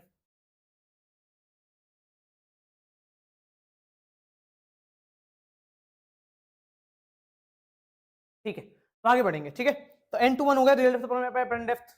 इसके बाद हम बात करेंगे शिफ्ट। शिफ्ट क्या होता है, ध्यान समझना, शिफ्ट मतलब कि कितना ये ऊपर उठा, शिफ्ट मतलब ये हुआ, यहां से यहां तक का डिस्टेंस जो हुआ शिफ्ट हुआ। शिफ्ट को हम कैसे निकालेंगे, रियल डेप्थ में से इस अपेरेंट डेप्थ को माइनस कर देना, भाई इस पूरे गहराई में से, रियल डेप्थ में से इस अपेरेंट डेप्थ को माइनस कर दो, शिफ्ट आ जाएगा। तो रियल डेप्थ में से हमने अपेरेंट डेप्थ को माइनस करेंगे, जब माइनस करेंगे ना खुद ये आएगा कुल मिलाकर बेटा टी। टी क्या होता है ध्यान समझना, थिकनेस। टी क्या बेटा, थिकनेस। थिकनेस मतलब कि ये पूरा रियल डेप्थ को ही ना हमने टी बोल दिया, जो रियल डेप्थ था इस रियल डेप्थ को हमने टी बोल दिया ना, T is equal to real depth, T bracket 1 minus 1 upon active index. ठीक है बेटा, ये हमारा क्या हो गया, शिफ्ट हो गया। क्लियर। इसके ऊपर क्वेश्चन जब करेंगे तब समझाएंगे कैसे क्वेश्चन आता है एग्जाम में, ध्यान रखना इसका, कॉन्सेप्ट इंपॉर्टेंट है। आगे बढ़ेंगे फिर नेक्स्ट हम बात करेंगे टोटल इंटरनल रिफ्लेक्शन। देखो टोटल इंटरनल रिफ्लेक्शन होता क्या है, टोटल रिफ्लेक्शन इंटरनल रिफ्लेक्शन होता है कि लाइट जब डेंसर मीडियम से रेयर मीडियम में जाना चाहे बट वो टकरा के डेंसर पे ही वापस आ जाए, बाहर निकल ही ना पाए। जैसे मान लो पानी में हम टॉर्च डाल रहे हैं नीचे से, है ना, तो जब नीचे से पानी में टॉर्च मार रहे हैं तो लाइट रेस बाहर निकलेगा, लेकिन मैं इस एंगल ऑफ इंसिडेंस को बढ़ा रहा हूं, तो कहीं ना कहीं किसी एंगल पे पता है आगे क्या होगा, किसी एंगल पे आने के बाद क्या होगा, लाइट सेम मीडियम में बाहर आएगा, अंदर आ जाएगा, मतलब लाइट टकरा के बाहर नहीं जाने वाला, टकरा के सेम मीडियम में वापस आ जाएगा। इसी को हम बोलते हैं टोटल इंटरनल रिफ्लेक्शन। एग्जाम में डिफाइन करने के लिए आता है तो डिफाइन करना मैंने यहाँ लिख रखा है कि यार होता क्या है। क्लियर है। अब इसमें दो चीज और एग्जाम में आता है कि एक तो होता है क्रिटिकल एंगल। क्रिटिकल एंगल क्या है इसको समझना ध्यान से। तो क्रिटिकल एंगल क्या होता है कि लाइट जैसे मान लेते हैं ये हमने इंसिडेंट किया, ठीक है, मैंने यहाँ कहीं बनाया हुआ आगे बना देते हैं जो, देखो क्रिटिकल एंगल ना यहाँ बना रखा ऑलरेडी, सॉरी। तो ये देखो क्रिटिकल एंगल क्या है, ये एंगल ऑफ इंसिडेंस करा सेम मीडियम में, ये बाहर निकल रहा है, ये गया ठीक, फिर बाहर निकल रहा है ठीक, कुछ लाइटर अंदर आता है कुछ लाइटर बाहर निकल रहा है, लेकिन देखो क्या होगा, अब इस एक एंगल ऑफ इंसिडेंस ऐसा आया बेटा, एक एंगल ऑफ इंसिडेंस ऐसा आया जिससे कॉरस्पॉन्डिंग लाइट रे बाहर ना निकल के सरफेस से बाहर, सरफेस से होते हुए बाहर जा रहा है ना, सरफेस पे हो गया, जिसके कॉरस्पॉन्डिंग एंगल ऑफ रिफ्लेक्शन कितना आ गया, 90 डिग्री आ गया। तो एक ऐसा एंगल ऑफ इंसिडेंस जिससे corresponding angle of refraction 90 degree हो जाए, इसको हम कहते हैं क्रिटिकल एंगल। मतलब ऐसा एंगल ऑफ इंसिडेंस जिसके कॉरस्पॉन्डिंग एंगल ऑफ रिफ्रैक्शन कितना डिग्री हो जाए, 90 डिग्री, इसको हम क्या बोलते हैं बेटा, इसको हम बोलते हैं क्रिटिकल एंगल। क्लियर है, डिफाइन करने के लिए आएगा, मैंने लिख रखा ऑलरेडी, भी समझा दूंगा। अब इस एंगल ऑफ इंसिडेंस के बाद अगर मैं फिर फर्दर एंगल ऑफ इंसिडेंस बढ़ाता हूं तब क्या होगा, अब बढ़ाने से क्या होगा, लाइट बाहर नहीं जाएगा, टोटली अंदर इफेक्ट हो जाएगा। जब angle of incidence is greater than critical angle, IC मतलब क्रिटिकल एंगल, तो क्या होता है बेटा, टीआईआर होगा। क्लियर है, टोटल इंटरनल रिफ्लेक्शन होगा। अब सुनो क्रिटिकल एंगल क्या होता है, मैंने यहाँ लिख दिया है कि ऐसा एंगल ऑफ इंसिडेंस जिसके कॉरस्पॉन्डिंग एंगल ऑफ रिफ्लेक्शन कितना डिग्री हो जाए, 90 डिग्री। अब कुछ कंडीशंस होते हैं जो एग्जाम में आते हैं, नेसेसरी कंडीशंस क्या है, ठीक है, ये एग्जाम में बहुत ज्यादा इंपॉर्टेंट है, पूछा आता है कि नेसेसरी कंडीशंस क्या है कि टीआईआर होने के लिए। पहली बात मैंने आपको क्या बताया, लाइट डेंसर से जाना चाहिए रेयर, तभी टीआईआर होगा, अदरवाइज नहीं होगा। एक डेंसर मीडियम है और एक रेयर मीडियम है, तो लाइट जब डेंसर से रेयर जाएगा तो क्या होगा बेटा, लाइट जब डेंसर से रेयर जाएगा उस केस में क्या होगा, टीआईआर होगा। क्लियर है। और दूसरा जो हमने अभी बताया कि जो एंगल ऑफ इंसिडेंस होना चाहिए वो ग्रेटर देन होना चाहिए किसके, क्रिटिकल एंगल के। अगर angle of incidence greater than critical angle नहीं है तो टीआईआर नहीं होगा। ये दो नेसेसरी कंडीशन से एग्जाम में पूछे जाते हैं बेटा, बता देना, बता दोगे। आगे बढ़े नेक्स्ट। तो नेक्स्ट हम बात करेंगे बेटा application of total internal reflection. तो ऑप्टिकल फाइबर एक एप्लीकेशन है किसका, टोटल इंटरनल रिफ्लेक्शन का। तो ऑप्टिकल फाइबर होता क्या है, ये भी एग्जाम में काफी बार पूछ लिया आता है, और साथ ही से केस बेस्ड स्टडी क्वेश्चन भी बन जाते हैं। तो ऑप्टिकल फाइबर एक ऐसा डिवाइस है, एक ऐसा इंस्ट्रूमेंट है जिसका यूज हम करते हैं ऑप्टिकल सिग्नल्स को एक जगह से दूसरी जगह तक ट्रांसफर करने में बहुत ज्यादा हाई स्पीड से, लाइक आपके जो जियो फाइबर हो गया है ना, एयरटेल फाइबर हो गया, तो फाइबर्स बेसिकली क्या है, बेसिकली इंटरनेट की स्पीड को बहुत ज्यादा बूम कर देते हैं, क्योंकि बहुत फास्ट डिस्टेंस को ट्रेवल कर जाता है। ठीक है, इसका स्ट्रक्चर देखते हैं बेटा हम लोग कि स्ट्रक्चर क्या होता है इसका। देखो ये अंदर आपको दिख रहा है कि कोर है ना, ये कोर है और बाहर क्लेडिंग, ये दोनों पार्ट इंपॉर्टेंट इसके, कोर और क्लेडिंग। और इस कोर और क्लेडिंग को प्रोटेक्ट करने के लिए बाहर एक बफर कोटिंग होता है बेटा, ये बफर कोटिंग लगा हुआ है। क्लियर है। तो ये कोर जो है और ऊपर जो क्लेडिंग है, इस कोर का रिफ्रैक्टिव इंडेक्स क्या है बेटा, μ2 है। ठीक है ना, मतलब ये है हमारा कोर का जो रिफ्रैक्टिव इंडेक्स है वो μ2 μ आने वाले थे, और जो बाहर वाले क्लेडिंग का रिफ्रैक्टिव इंडेक्स है वो क्या बेटा, इसका रिफ्रैक्टिव इंडेक्स है μ2 है। ठीक, तो μ1 इज ग्रेटर देन μ2, मतलब कि जो कोर का हमारा क्या होगा, रिफ्रैक्टिव इंडेक्स होगा वो ज्यादा होगा किसके कंपैरिजन में, क्लेडिंग के कंपैरिजन में। तो भाई ये हमारा कोर है मान लेते हैं, ठीक है, ये हमारा कोर है, इस कोर के बाहर हमारा क्लेडिंग है ना, इस तरह समझाने की क्लेडिंग है। ठीक, तो अंदर वाले का रिफ्रैक्टिव इंडेक्स ज्यादा है, मतलब कि अंदर वाला डेंसर मीडियम है और बाहर वाला रेयर मीडियम है। ये ट्रांसपेरेंट ही होते हैं जनरली। जब ऑप्टिकल सिग्नल्स बेसिकली लाइट के फॉर्म में ट्रेवल डालते हैं, जब लाइट यहाँ पे इंसिडेंट होगा तो क्या होगा, हम इसको किसी ऐसे एंगल पे इंसिडेंट करवाएंगे जिसमें क्या होगा, जो एंगल ऑफ इंसिडेंस है वो ग्रेटर देन हो जाए किससे, क्रिटिकल एंगल, क्योंकि ये डेंसर मीडियम है और ये रेयर मीडियम है। लाइट जब डेंसर से रेयर जाना चाहे बट वो जा नहीं पाए, क्यों? क्योंकि उसमें TIR हो जाएगा।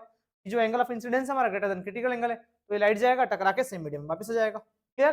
फिर से सेम यहाँ पे angle of incidence greater than होगा क्रिटिकल एंगल के, फिर टकरा के जाएगा, तो ये कंटिन्यूअसली क्या होंगे, इस तरीके से ट्रेवल करेंगे। क्लियर? तो अंदर ही अंदर रिफ्लेक्ट होते हुए एक जगह से दूसरी जगह तक ऑप्टिकल सिग्नल्स ट्रांसफर होते हैं। तो ये हमारा क्या है बेसिकली ऑप्टिकल फाइबर। ठीक है, ध्यान रखना, बहुत बेसिक क्वेश्चन आएंगे, कर लेना। आगे बात करेंगे refraction at convex spherical surface. ठीक है, रिफ्रैक्शन जो है स्फेरिकल सरफेस, एक हमारा कॉन्वेक्स होगा, एक हमारा कॉन्केव होगा।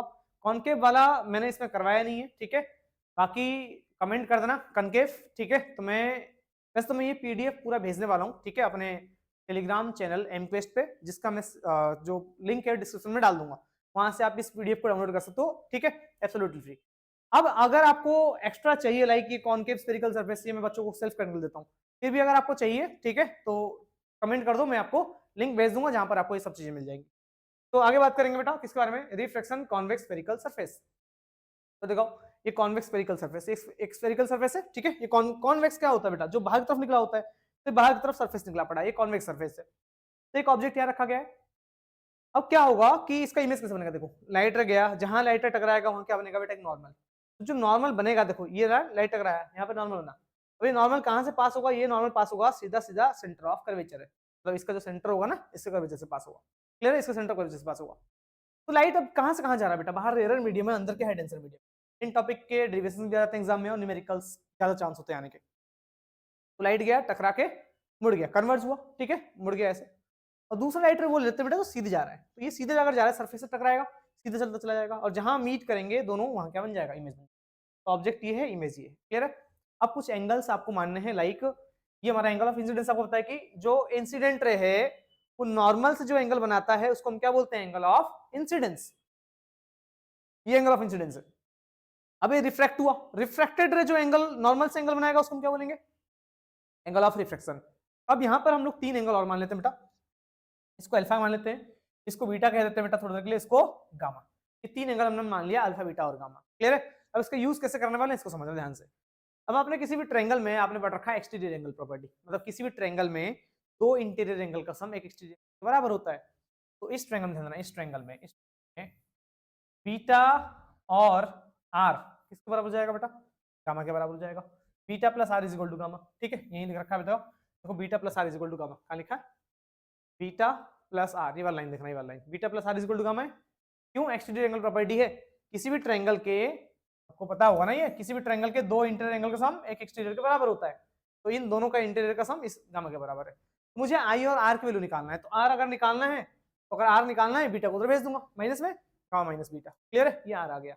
सिमिलरली मैं इस वाले ट्रायंगल में, इस वाले ट्रायंगल में, ये आपको जो ट्रायंगल दिख रहा है, ये वाला ट्रायंगल, इसमें दो इंटीरियर एंगल का सम गामा और आर दोनों का सम कितना हो जाएगा, बाहर वाला एंगल ऑफ इंसिडेंस जो कि क्या है, आई है। तो gamma plus R is equal to I, ठीक है, तो ये लिख रखा है बेटा, gamma plus R is equal to I. I आ गया, आर आ गया। क्योंकि ये एंगल्स बहुत छोटे होते हैं बेटा, इस आई को आप साइन आई भी लिख सकते हो, टेन आई भी लिख सकते हो, कुछ भी लिख सकते हो आप, ठीक है, तो ट्रिग्नोमेट्रिक रेशियोज में आप लिख सकते हो इसको। तो क्योंकि एंगल्स बहुत छोटे हैं, आप साइड में लिख देना कि since angles are very small, है ना, since angles are very small, है ना, सही से लिख देना आप लोग, ठीक है, जैसे डिक्टो ऐसे लिखोगे चलेगा, कोई दिक्कत नहीं। तो अब एंगल बहुत छोटे हैं, तो अल्फा को हम 10 अल्फा लिख सकते हैं, और गामा को 10 गामा लिख सकते हैं। क्लियर है? अब सुनो, तो इसको मैंने क्या लिख दिया, अल्फा को 10 अल्फा लिख दिया, गामा को 10 गामा। और 10 थीटा क्या होता है बेटा, परपेंडिकुलर अपॉन बेस होता है। यहाँ से बस एक लाइन परपेंडिकुलर डालो आप, ये एन डाल दिया परपेंडिकुलर, ठीक है, ये परपेंडिकुलर डालने के बाद क्या होता है समझना। तो 10 अल्फा 10 थीटा क्या होता है, परपेंडिकुलर अपॉन बेस, तो अल्फा ये रहा इस ट्रायंगल में, थोड़ा कॉम्प्लिकेटेड भाई, ठीक, मतलब समझना तो पड़ेगा आपको। ये वाला ट्रायंगल ध्यान दो, 10 थीटा क्या होगा, परपेंडिकुलर एन, और बेस क्या होगा O N, N by O N लिख दिया, ठीक। 10 गामा, गामा फिर से देखो, गामा ये रहा, ये वाला ट्रायंगल लगाओ, gamma perpendicular N base N C, N upon N. Clear है? अब सुनो, क्योंकि ये जो एन पॉइंट है ना वो पी के बहुत ज्यादा क्लोज है, ये एन पॉइंट जो है ना वो पी के बहुत पास है, मतलब कि इस ओ एन को ओ एन ना लिख के इसको ओपी लिख दूंगा, और इसको सी एन ना लिख के सीपी लिख दूंगा। तो ओ एन को मैंने क्या लिख दिया है, देखो जरा, ओ एन को मैंने ओपी लिख दिया है, सी एन को मैंने सीपी लिख दिया है। क्लियर है? आ रहा, समझ नहीं आ रहा? आइए आ गया। अब किसी बारी आर की बारी, आर को क्या लिखा था, गामा माइनस बीटा, गामा को सेम 10 गामा, बीटा को 10 बीटा, और 10 गामा तो हम ऊपर निकाल चुके हैं ना, 10 गामा क्या था, एन अपॉन एनसी, तो एन अपॉन एनसी यहाँ लिख दिया। क्लियर? माइनस 10 बीटा, 10 बीटा क्या होगा, देखो बीटा क्या है, ये रहा, ठीक। तो ट्रायंगल ये वाला ध्यान से, ये रहा ट्रायंगल, टेन बीटा क्या होगा, परपेंडिकुलर अपॉन बेस, परपेंडिकुलर हमारा एन है और बेस क्या है एन आई, एन अपॉन एन आई, दिख रहा है। क्योंकि फिर से सेम चीज, एन पॉइंट बहुत ज्यादा क्लोज है किसके, पी के, तो एन आई को पी आई लिख देंगे, एन आई को क्या लिख देंगे बेटा, पी आई। देखो एन आई को क्या लिख दिया मैंने, एन आई को देखो बाद में लिख दिया एन, और एनसी को क्या लिखेंगे बेटा, एनसी को पीसी, क्योंकि ये वाला डिस्टेंस ना एन से ना लेके पी से लेंगे ना, पी से लिख देंगे, एनसी को पीसी लिख देंगे, एनसी को, क्लियर है। अब साइन आई आ गया और साइन आर आ गया, देखो साइन भी, साइन आई भी आ गया, साइन आर भी आ गया, मतलब आई और आर आ गया। अब आपने ना एक चीज पढ़ रखा है कि, अब ये कॉन्सेप्ट समझो कि आपने sine I upon sine R क्या पढ़ रखा है, sine R refractive index second medium का with respect to first, n2 1 है ना। इस n2 को क्या लिखता हूं बेटा मैं, n2 अपॉन n1 लिख सकता हूं, अब क्रॉस मल्टीप्लाई करना, तो n2 sin r is equal to n1 sin i, n1 sin i, तो देखो ये लिखा है n1 sin i is equal to n2 sin r, ठीक है, n1 sin i is equal to n2 sin r। बस इसका ट्रिक याद रख लो, क्या कि बाहर वाले का रिफ्रैक्टिव इंडेक्स एब्सोल्यूट की बात चल रहा है बेटा, ये n1 n2 absolute refractive index से रिलेटिव नहीं है, अलग अलग दे रखा है, रिफ्रैक्टिव एब्सोल्यूट दे रखा है, तो बाहर वाले का रिफ्रैक्टिव इंडेक्स इनटू बाहर वाले का sign, n1 into sin i, अंदर वाले का रिफ्रैक्टिव इंडेक्स इनटू अंदर वाले का साइन, तो n2 into sin r, clear है। क्योंकि एंगल बहुत छोटे हैं, sin i को i, sin r को r, बताया भी थोड़ी देर पहले, ग्रेट। sin i को i लिख देंगे, i की वैल्यू कितना है बेटा, i की वैल्यू आया an अपॉन op, उठा के रख दिया, और r की वैल्यू कितना है, n2 इनटू r, r कितना है ये आया, उठा के रख दिया। ऊपर देखो दोनों में an कॉमन आ रहा है, यहाँ पे भी दोनों an कॉमन आ रहा है, यहाँ से n बाहर, यहाँ से n बाहर, n से n कट गया, क्लियर है, कट गया n से n बाहर निकाल के, n1 देखो 1 upon op, 1 upon pc, 1 upon pc, 1 upon pi।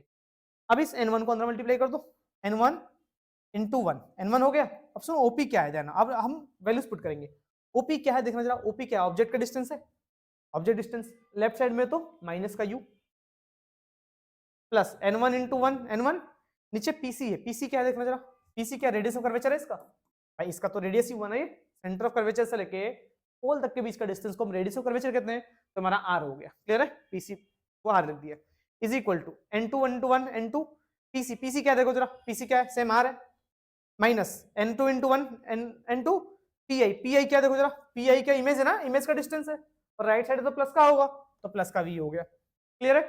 अब एक काम करेंगे बेटा, n2 upon v minus n1 upon u, इस n2 अपॉन v को उधर ले आओ, माइनस में रहेगा तो प्लस में हो जाएगा, n2 अपॉन v और माइनस का n1 upon u is equal to इस n1 बाई r को उधर भेज दो, एक सेकंड, ठीक है, मैं कह रहा हूं कि इस n1 बाई r को उधर भेज दो, ठीक है, जब इसको उधर भेजेंगे तो क्या होगा ध्यान समझना, तो ये हो जाएगा n2 upon r minus n1 upon r, मतलब तो ये हो जाएगा हमारा क्या, n2 by r minus n1 by r, denominator same है तो आप directly n2 minus n1 upon r लिख सकते हो, तो मैंने डायरेक्टली दिया n2 minus n1 upon r, clear है, कोई डाउट तो नहीं है। तो ये हमारा फाइनल फॉर्मूला हो गया, ठीक। अब देखो इसका एक केस बनता है, ध्यान समझना, जब ऑब्जेक्ट को यहां ना रख के कहां रखा जाए, इधर रख दिया जाए, तो इमेज बनता है बाहर की तरफ का ही, ठीक है ना। तो फॉर्मूले में क्या चेंज आएगा, बस इसको ध्यान रखना है, when object is placed in denser medium, तो ऑब्जेक्ट को जब डेंसर मीडियम रखते हैं ना, ये फॉर्मूला तो भाई ध्यान रखना है, जब कॉन्वेक्स स्फेरिकल सरफेस हो और ऑब्जेक्ट कहां रखा गया हो, रेयर मीडियम है, तब के लिए फॉर्मूला ये है। लेकिन इस ऑब्जेक्ट को उठा के अगर मैं डेंसर में डाल दूं तो क्या होगा, ये न्यूमेरिकल में बहुत ज्यादा काम आता है, ध्यान समझना, बस ध्यान रखना इस n1 n2 को इंटरचेंज करना, बस इतना ही, n1 इधर n2 इधर, मतलब n1 upon u, n1 upon v minus n2 upon u is equal to n1 minus n2 upon r, clear है, इस चीज का ध्यान रखना। बाकी कैसे यूज होगा वो क्वेश्चन में बताऊंगा मैं आराम से नेक्स्ट वीडियो में, क्लियर है, आगे बढ़े, इंपॉर्टेंट था बेटा, ध्यान समझना। इसके बाद सेम जैसे मैंने ये कॉन्वेक्स स्फेरिकल सरफेस से करवाया है, वैसे ही कॉनकेव स्फेरिकल सरफेस से भी होगा, क्लियर, एग्जाम में कुछ भी आ सकता है, तो ये मैंने कॉन्वेक्स से करवा दिया, और कॉनकेव की जो बात रहा सेम, देखो डिक्टो वैसे ही है, मैं कि भाई आपको पता है कि एक एक करके सब करवाएंगे ना, बहुत ज्यादा लेंदी वीडियो बन जाएगा, वो डिटेल रिवीजन हो जाएगा, तो मैं कॉनकेव का भी अलग से डाल दूंगा। अगर किसी को इंडिविजुअल बच्चे को डाउट है ना भाई, वो कमेंट करो ना, सोल्यूशन बताओ तो बताना, ठीक है, अलग से, भले ही मुझे इस एक टॉपिक के ऊपर वीडियो बना के टेलीग्राम पर अपलोड करना पड़े, टेलीग्राम चैनल पे मैं अपलोड कर दूंगा, वहां समझा दूंगा, क्लियर है, कोई दिक्कत नहीं है। नेक्स्ट आगे बढ़ेंगे बेटा, इसके बाद हम बात करेंगे लेंस मेकर, देखो बहुत ज्यादा हाईली इंपॉर्टेंट डेरिवेशन हो जाता है ये, ठीक, लेंस मेकर फॉर्मूला ध्यान समझेंगे, तो लेंस मेकर फॉर्मूला क्या है, ये हमारा कॉन्वेक्स लेंस है, ठीक है, तो कॉन्वेक्स लेंस का जो लेंस मेकर फॉर्मूला होगा क्या, ध्यान समझना, जो आपने पढ़ रखा 1/f = 1/v - 1/u, कहां से आया, वहीं से आया, ठीक है, देखो कैसे आया। इसमें दो स्फेरिकल सरफेस, आपका डायग्राम इंपॉर्टेंट ध्यान रखना, ये एक स्फेरिकल सरफेस ये है और एक स्फेरिकल सरफेस ये है, क्लियर है। इसका मान लेते हैं रेडियस ऑफ कर्वेचर r1 है। भाई आपको पता है कि ये स्फेरिकल सरफेस होते हैं ना, देखो ये एक स्फीयर ऐसा बनेगा प्रैक्टिकल सोचो तो, है ना, और इस स्फीयर का इसका स्फीयर कैसा बनेगा, तो इसके दो रेडियस ऑफ कर्वेचर होंगे, इसका रेडियस ऑफ कर्वेचर मान लेते हैं r1 है, इसका मान लेते हैं r2 है, चलेगा, बढ़िया। अब सुनना, अब ऑब्जेक्ट यहाँ रखा गया है, रे डायग्राम पहले समझो अच्छे से ध्यान से। ऑब्जेक्ट यहाँ रखा गया है, तो लाइट रे ऐसे गया, ये रहा लाइट रे गया, जब लाइट रे ऐसे जाएगा तो क्या होगा, अब लाइट रे एरर से डेंसर जाए तो वो नॉर्मल की तरफ बेंड होगा ना, नॉर्मल की तरफ बेंड हुआ, मतलब ये नॉर्मल है, जब नॉर्मल बना होगा तो वो कहां से पास होगा, सेंटर ऑफ कर्वेचर से, बढ़ा था ना थोड़ी देर पहले, तो ये जो नॉर्मल बनाया आपने वो सेंटर ऑफ कर्वेचर से पास हुआ, किसके सेंटर ऑफ कर्वेचर से, इस वाले सरफेस का जो सेंटर ऑफ कर्वेचर है वो राइट साइड में है तो C1 हो गया, क्लियर है। अभी जाएगा ही मुड़ेगा, मुड़ने के बाद जाना चाहिए सीधा इसको, लेकिन क्योंकि दूसरा सरफेस है तो क्या होगा, जब दूसरा सरफेस है तो लाइट दोबारा रिफ्लेक्ट होगा, क्योंकि अब वो डेंसर से कहां जा रहा है, रेयर जा रहा है, जब वो डेंसर से रेयर जाएगा तो फिर से क्या होगा, नॉर्मल से दूर जाएगा, तो ये रहा दूसरा नॉर्मल, क्योंकि ये वाला सरफेस है ना, अब इस वाले सरफेस में जब रिफ्लेक्शन होगा नॉर्मल ये रहा, ये नॉर्मल कहां से पास हो बेटा, T2 से, क्लियर है। तो वो बेंट हुआ, ठीक है, वो नॉर्मल से दूर जा रहा है और दूर जाके उसने यहाँ अब एक रहना ऐसे सीधे भी जा रहा है, ऐसे सीधे भी जा रहा है, ये दोनों यहाँ मीट करके फाइनल इमेज यहाँ बन गया, क्लियर है। अब सुनना ध्यान से, ये वाला क्या है, ये रे अभी समझाऊंगा, अभी समझाया नहीं मैंने, फाइनल इमेज यहाँ बन गया। लेकिन अब मैं इंडिविजुअल सरफेस की ओर बात करूँ, देखो ये पहला सरफेस है, तो फर्स्ट सरफेस के लिए इमेज कहाँ बनेगा, ध्यान समझना, फर्स्ट वाले सरफेस के लिए लाइट रे ऐसा गया, कन्वर्ज हुआ, अगर सेकंड सरफेस नहीं है, मान लो नहीं है, तो क्या होता, लाइट रे ऐसे जाता, सीधा ऐसे जाता, और यहाँ से एक लाइट रे ऐसे सीधा जाता, और जहां मीट करते वहां इमेज बनता, ये बनता।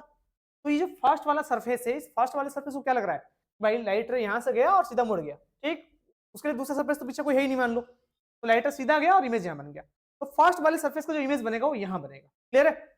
अब ये जो फर्स्ट वाले सरफेस का इमेज होता है बेटा, वो सेकंड वाले के लिए एक्ट करता है एज अ ऑब्जेक्ट, ठीक है, क्योंकि सेकंड वाले को ना रेज यहां से आते हुए नजर आ रहे हैं, जो सेकंड वाला सरफेस होगा ध्यान रखना है, जो फर्स्ट वाले सरफेस का इमेज होगा वो सेकंड वाले सरफेस के लिए क्या हो जाएगा, ऑब्जेक्ट हो जाएगा, तो ये ऑब्जेक्ट है किसके लिए, सेकंड वाले सरफेस, ठीक, और इमेज कहां बन रहा है बेटा, फाइनल इमेज बन रहा है यहाँ, तो सेकंड वाले सरफेस का ऑब्जेक्ट ये है, और फाइनल इमेज कहां बना रहा है वो, इस पॉइंट बना रहा है, ये हमारा फाइनल इमेज हुआ, तो डाउट तो नहीं है। अब सुनो ध्यान,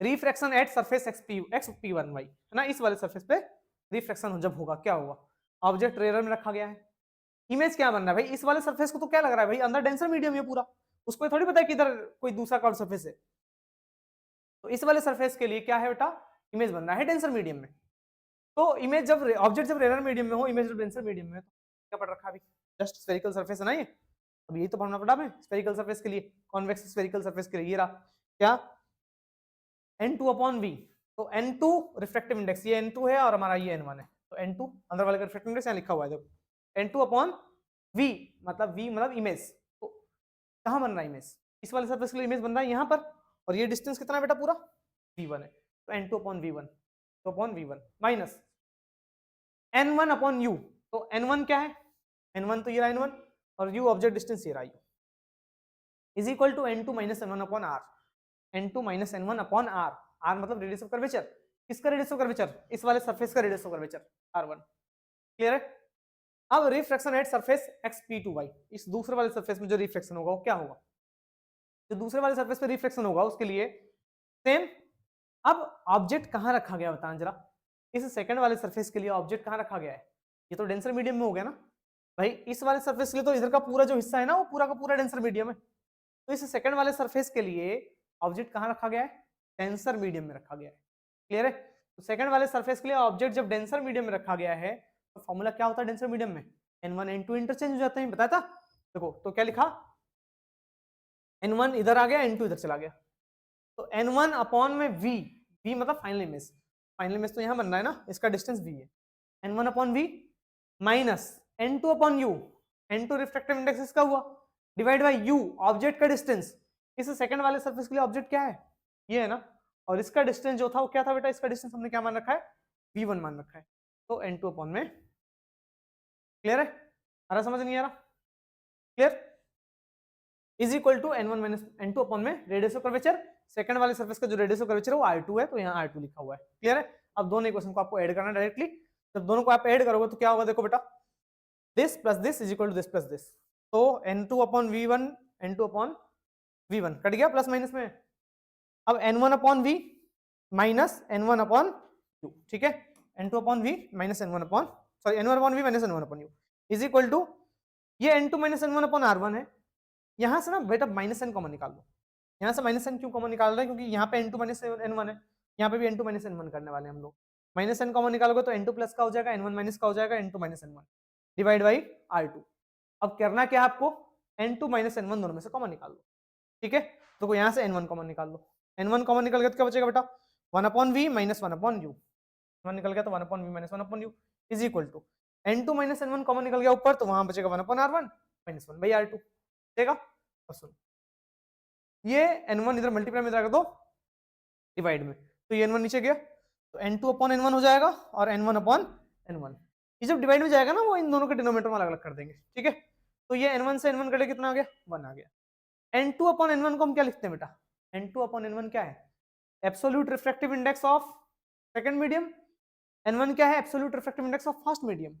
तो इसका मतलब ये हुआ रिलेटिव रिफ्रैक्टिव इंडेक्स, मतलब कि सेकंड मीडियम का refractive index with respect to first, सीधा n लिख दिया, -1 1 अपॉन r1 माइनस 1 r2, ठीक है। एक तो इसका हम यूज करते हैं डायरेक्ट न्यूमेरिकल्स में, बट फाइनल फॉर्मूला ये नहीं है, फाइनल फॉर्मूला भी आएगा। देखो अब ऑब्जेक्ट जब कहां रखा जाए, फोकस पे रखा जाए। देखो ऑब्जेक्ट को जब हम लोग कहां रखते हैं, फोकस में रखते हैं। इस वाले केस को अगर लूं मैं, ऑब्जेक्ट फोकस पे है ना, लेफ्ट साइड में इधर, ठीक। तो लेफ्ट साइड में तो ऑब्जेक्ट डिस्टेंस का माइनस एफ हो जाएगा भाई, ऑब्जेक्ट जब लेफ्ट साइड में है फोकस पे है तो ऑब्जेक्ट डिस्टेंस कितना हो जाएगा, माइनस का एफ हो जाएगा।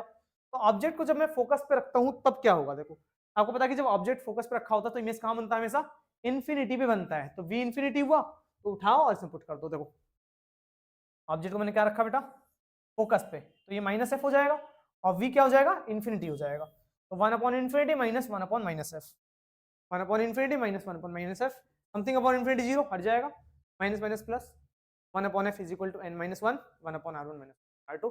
ये फोकल लेंथ निकालने का फॉर्मूला हुआ किसका बेटा, इस स्फेरिकल सरफेस का, है ना, इस थिन लेंस का। ये हमारा है लेंस मेकर फॉर्मूला। क्लियर है, वो क्लियर हो गया होगा। इसके बाद हम आगे बढ़ेंगे, नेक्स्ट पॉइंट के बारे में बात करेंगे। तो नेक्स्ट हम बात करने वाले हैं बेटा किसके बारे में, थिन लेंस फॉर्मूला के बारे में, जो आप क्लास 10 में पढ़ के आए थे, 1 upon F is equal to 1 upon V minus 1 upon U.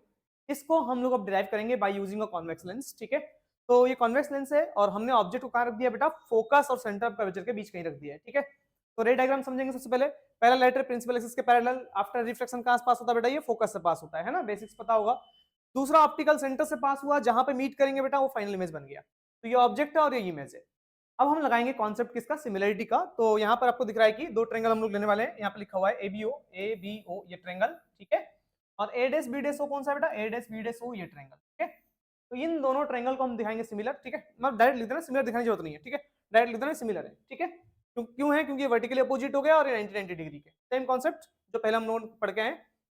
अब इन दोनों ट्रेंगल अगर सिमिलर हैं तो कॉरस्पॉन्डिंग साइड के इसके प्रोपोर्शनल होंगे। तो इसका AB साइड और इसका क्या होगा बेटा, A डैश B डैश, और इसका OB और इसका OB डैश। क्लियर है, तो AB upon A dash B dash is equal to OB upon O dash OB dash, ठीक है बेटा। This upon this is equal to this upon this. Similarly हमें फिर से दो ट्रायंगल लेने हैं। आपको कौन सा ट्रायंगल लेना है बेटा, ODF और A dash B dash F।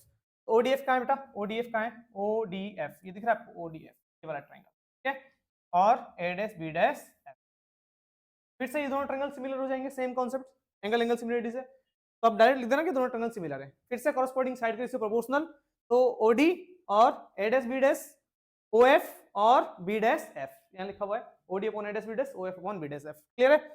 अच्छा ये बताओ जरा बेटा, क्या ये जो OD है वो AB के बराबर है, क्योंकि भाई ये पैरेलल ही तो है, तो ये दोनों हाइट भी सेम होंगे।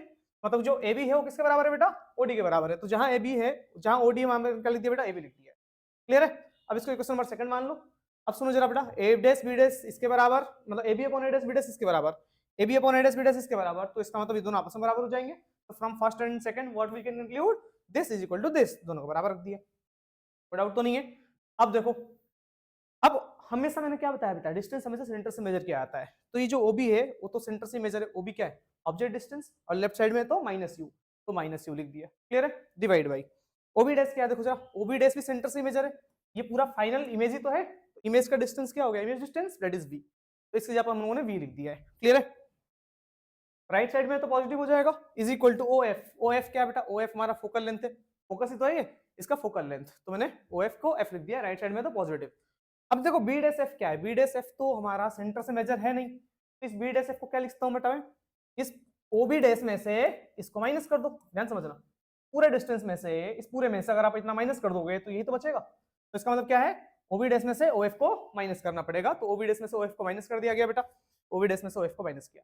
अब ओबी डैश क्या है, अभी ओबी डैश क्या है बेटा, ओबी डैश क्या है, वी है ना, राइट साइड में तो प्लस का होगा, ओबी डैश हमारा वी हो गया। और ओएफ क्या है, ओएफ क्या है बेटा, ओएफ हमारा है फोकस एफ। क्लियर है, डाउट तो नहीं है। अब क्या करेंगे, सेम केस, क्रॉस मल्टीप्लाई, तो minus U into V minus U V minus U into minus F plus का U F, next V into F V F. Clear है। अब एक काम करेंगे, दोनों तरफ यूवीएफ से डिवाइड कर दो, तो इधर भी यूवीएफ से डिवाइड, इधर भी यूवीएफ से डिवाइड और इधर भी यूवीएफ से डिवाइड। तो वीएफ से वीएफ कट गया, यूएफ से यूएफ कट गया और यूवी से यूवी कट गया। अब देखो बेटा यहाँ क्या बचा, माइनस का 1 अपॉन एफ, ठीक है, माइनस 1 अपॉन एफ है, इधर माइनस का 1 अपॉन एफ है, उस साइड चला गया तो प्लस का हो जाएगा, ये 1 अपॉन एफ प्लस का हो गया। और देखो यहाँ पे क्या बेटा 1 अपॉन वी है, तो ये 1 अपॉन वी, और ये 1 अपॉन यू बचा इस साइड, और इधर आएगा तो क्या हो जाएगा, माइनस का हो जाएगा। तो इस तरीके से आ गया फॉर्मूला बेटा 1 upon F is equal to 1 upon V upon U. ये था हमारा thin lens formula by using a convex lens. Clear है। तो आगे बढ़ेंगे हम, नेक्स्ट बात करें combination of thin lenses in contact, है ना, ये भी डायरेक्ट क्वेश्चन एग्जाम में पूछा आता है कि दो लेंस अगर कॉन्टैक्ट में है तो करो कि उनका रिजल्टिंग पावर ये है, रिजल्टिंग फोकल लेंथ ये है। ठीक है, तो कैसे करेंगे, देखो देखो दो लेंस है, ये पहला लेंस है और दूसरा लेंस है, तो ये ऑब्जेक्ट रखा है मान लेते हैं ना, ये ऑब्जेक्ट रखा है इस पॉइंट पे, पॉइंट ऑब्जेक्ट है कोई, पहले लाइट रे ऐसा गया बेटा, ऐसा गया लाइट रे, और जाके क्या होगा, इस फर्स्ट लेंस से पहले कन्वर्ज होगा, तो ये फर्स्ट लेंस से जैसे ये कन्वर्ज होगा तो क्या होगा, ध्यान समझ, फर्स्ट लेंस से कन्वर्ज होगा। अगर दूसरा लेंस नहीं होता तो क्या होता, दूसरा लेंस नहीं होता तो ये बाहर निकल के ऐसे इमेज बनाता, ऐसे यहाँ का इमेज बनाता। ठीक है, तो फर्स्ट लेंस का इमेज कहाँ बनता है, यहाँ बनता है ना, इस पॉइंट पे बनता। लेकिन क्योंकि दूसरा लेंस है तो क्या होगा, और ये थिन लेंसेस हैं, तो देखो ये मैंने आपको रिफ्लेक्शन दिखाया ना, ये इतना मोटा लेंस होगा नहीं, बहुत पतला लेंस होगा। ठीक है, तो यहीं पे आकर रिफ्लेक्ट कर देना इसको। तो जब ये दूसरा सरफेस पे आके इंसिडेंट होगा तो ये दूसरा सरफेस भी तो उसको मोड़ेगा आगे। अब इस दूसरे लेंस को क्या लगेगा भाई, दूसरे लेंस को क्या लगेगा, ऑब्जेक्ट कहाँ रखा गया, देखो ये जो लाइट आ रहा है वो यहाँ से आ रहा है ना, दूसरे लेंस के लिए, और एक लाइट यहाँ से सीधे जा रहा था, ये सीधे जा रहा था। अब देखो ये इस ऑब्जेक्ट को क्या लगेगा, इस ऑब्जेक्ट से लाइट रेस कहाँ आ रहे हैं भाई, वो आगे बढ़ाएगा, पहले उसे लगेगा कि ऑब्जेक्ट तो आगे कहीं रखा ही नहीं है, क्योंकि रेस तो ऐसे आ रहे हैं ना उस लेंस के ऊपर। जब उस लेंस के पास रेस ऐसे आ रहे हैं तो उसको क्या लगेगा कि ऑब्जेक्ट यहाँ नहीं रखा है ना, कहीं पीछे जहाँ पे जाके मिल रहा है वहां रखा है। तो मैंने आपको पहले ही बताया था लेंस मेकर फॉर्मूला में, जो फर्स्ट लेंस का इमेज होगा बेटा वो सेकंड लेंस का ऑब्जेक्ट होता है, वो न्यूमेरिकल हम करेंगे उसमें भी यूज करके दिखाएंगे। तो जो फर्स्ट लेंस का इमेज है यहाँ, वो इसके लिए ऑब्जेक्ट हो जाएगा, और ये फाइनल लाइट को कन्वर्ट करके और इमेज कहाँ बना देगा, इस पॉइंट पे बना देगा। क्लियर है। अब हम क्या करने वाले हैं कि लेट्स से ये फर्स्ट वाले लेंस का जो इमेज है वो यहाँ बन रहा है I1 है ना, जो कि डिस्टेंस V1 पे, और फाइनल इमेज हमारा यहाँ I पे बना जो कि डिस्टेंस हमारा V है, और ये ऑब्जेक्ट डिस्टेंस। तो मैं लगाऊंगा लेंस फॉर्मूला किसके लिए, थिन लेंस फॉर्मूला इस L1 लेंस के लिए। इस L1 लेंस के लिए थिन लेंस फॉर्मूला क्या होगा, 1/f1, इसका focal length let's say f1 है, तो 1/f1 is equal to 1/v। पहले वाले लेंस के लिए इमेज कहाँ बन रहा है, यहाँ बन रहा है, तो डिस्टेंस कितना हो जाएगा, V1 हो जाएगा, तो 1/v minus 1/u, u object distance जो कि ये लेफ्ट साइड है, ये हमारा u हो गया। क्लियर है। अब फर्दर क्या होगा, ध्यान समझना, फर्दर बात करूं, अब दूसरे वाले लेंस पे लगाएंगे लेंस मेकर फॉर्मूला। तो दूसरे वाले सॉरी लेंस फॉर्मूला, दूसरे वाले लेंस के लिए क्या होगा, 1/f, उसका फोकल लेंथ f2 है, तो 1/f is equal to 1/v minus 1/u। तो 1/v, v हमारा इमेज है, ये ऑब्जेक्ट है ना, सॉरी ये इमेज है ना फाइनल, तो ये हमारा v हो गया, माइनस 1/u। अब u क्या है, सेकंड वाले लेंस के लिए ऑब्जेक्ट क्या है, सेकंड वाले लेंस के लिए तो ऑब्जेक्ट ही है ना, तो ये हमारा हो जाएगा u। ठीक है, जो कि v1 होगा, तो हमने लिख दिया बेटा v1।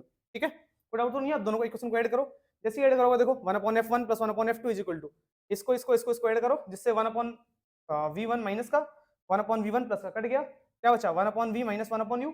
अब देखो ये 1/v माइनस 1/u क्या होगा, v हमारा फाइनल इमेज है, ठीक है, u हमारा इनिशियल ऑब्जेक्ट है ना, ऑब्जेक्ट डिस्टेंस।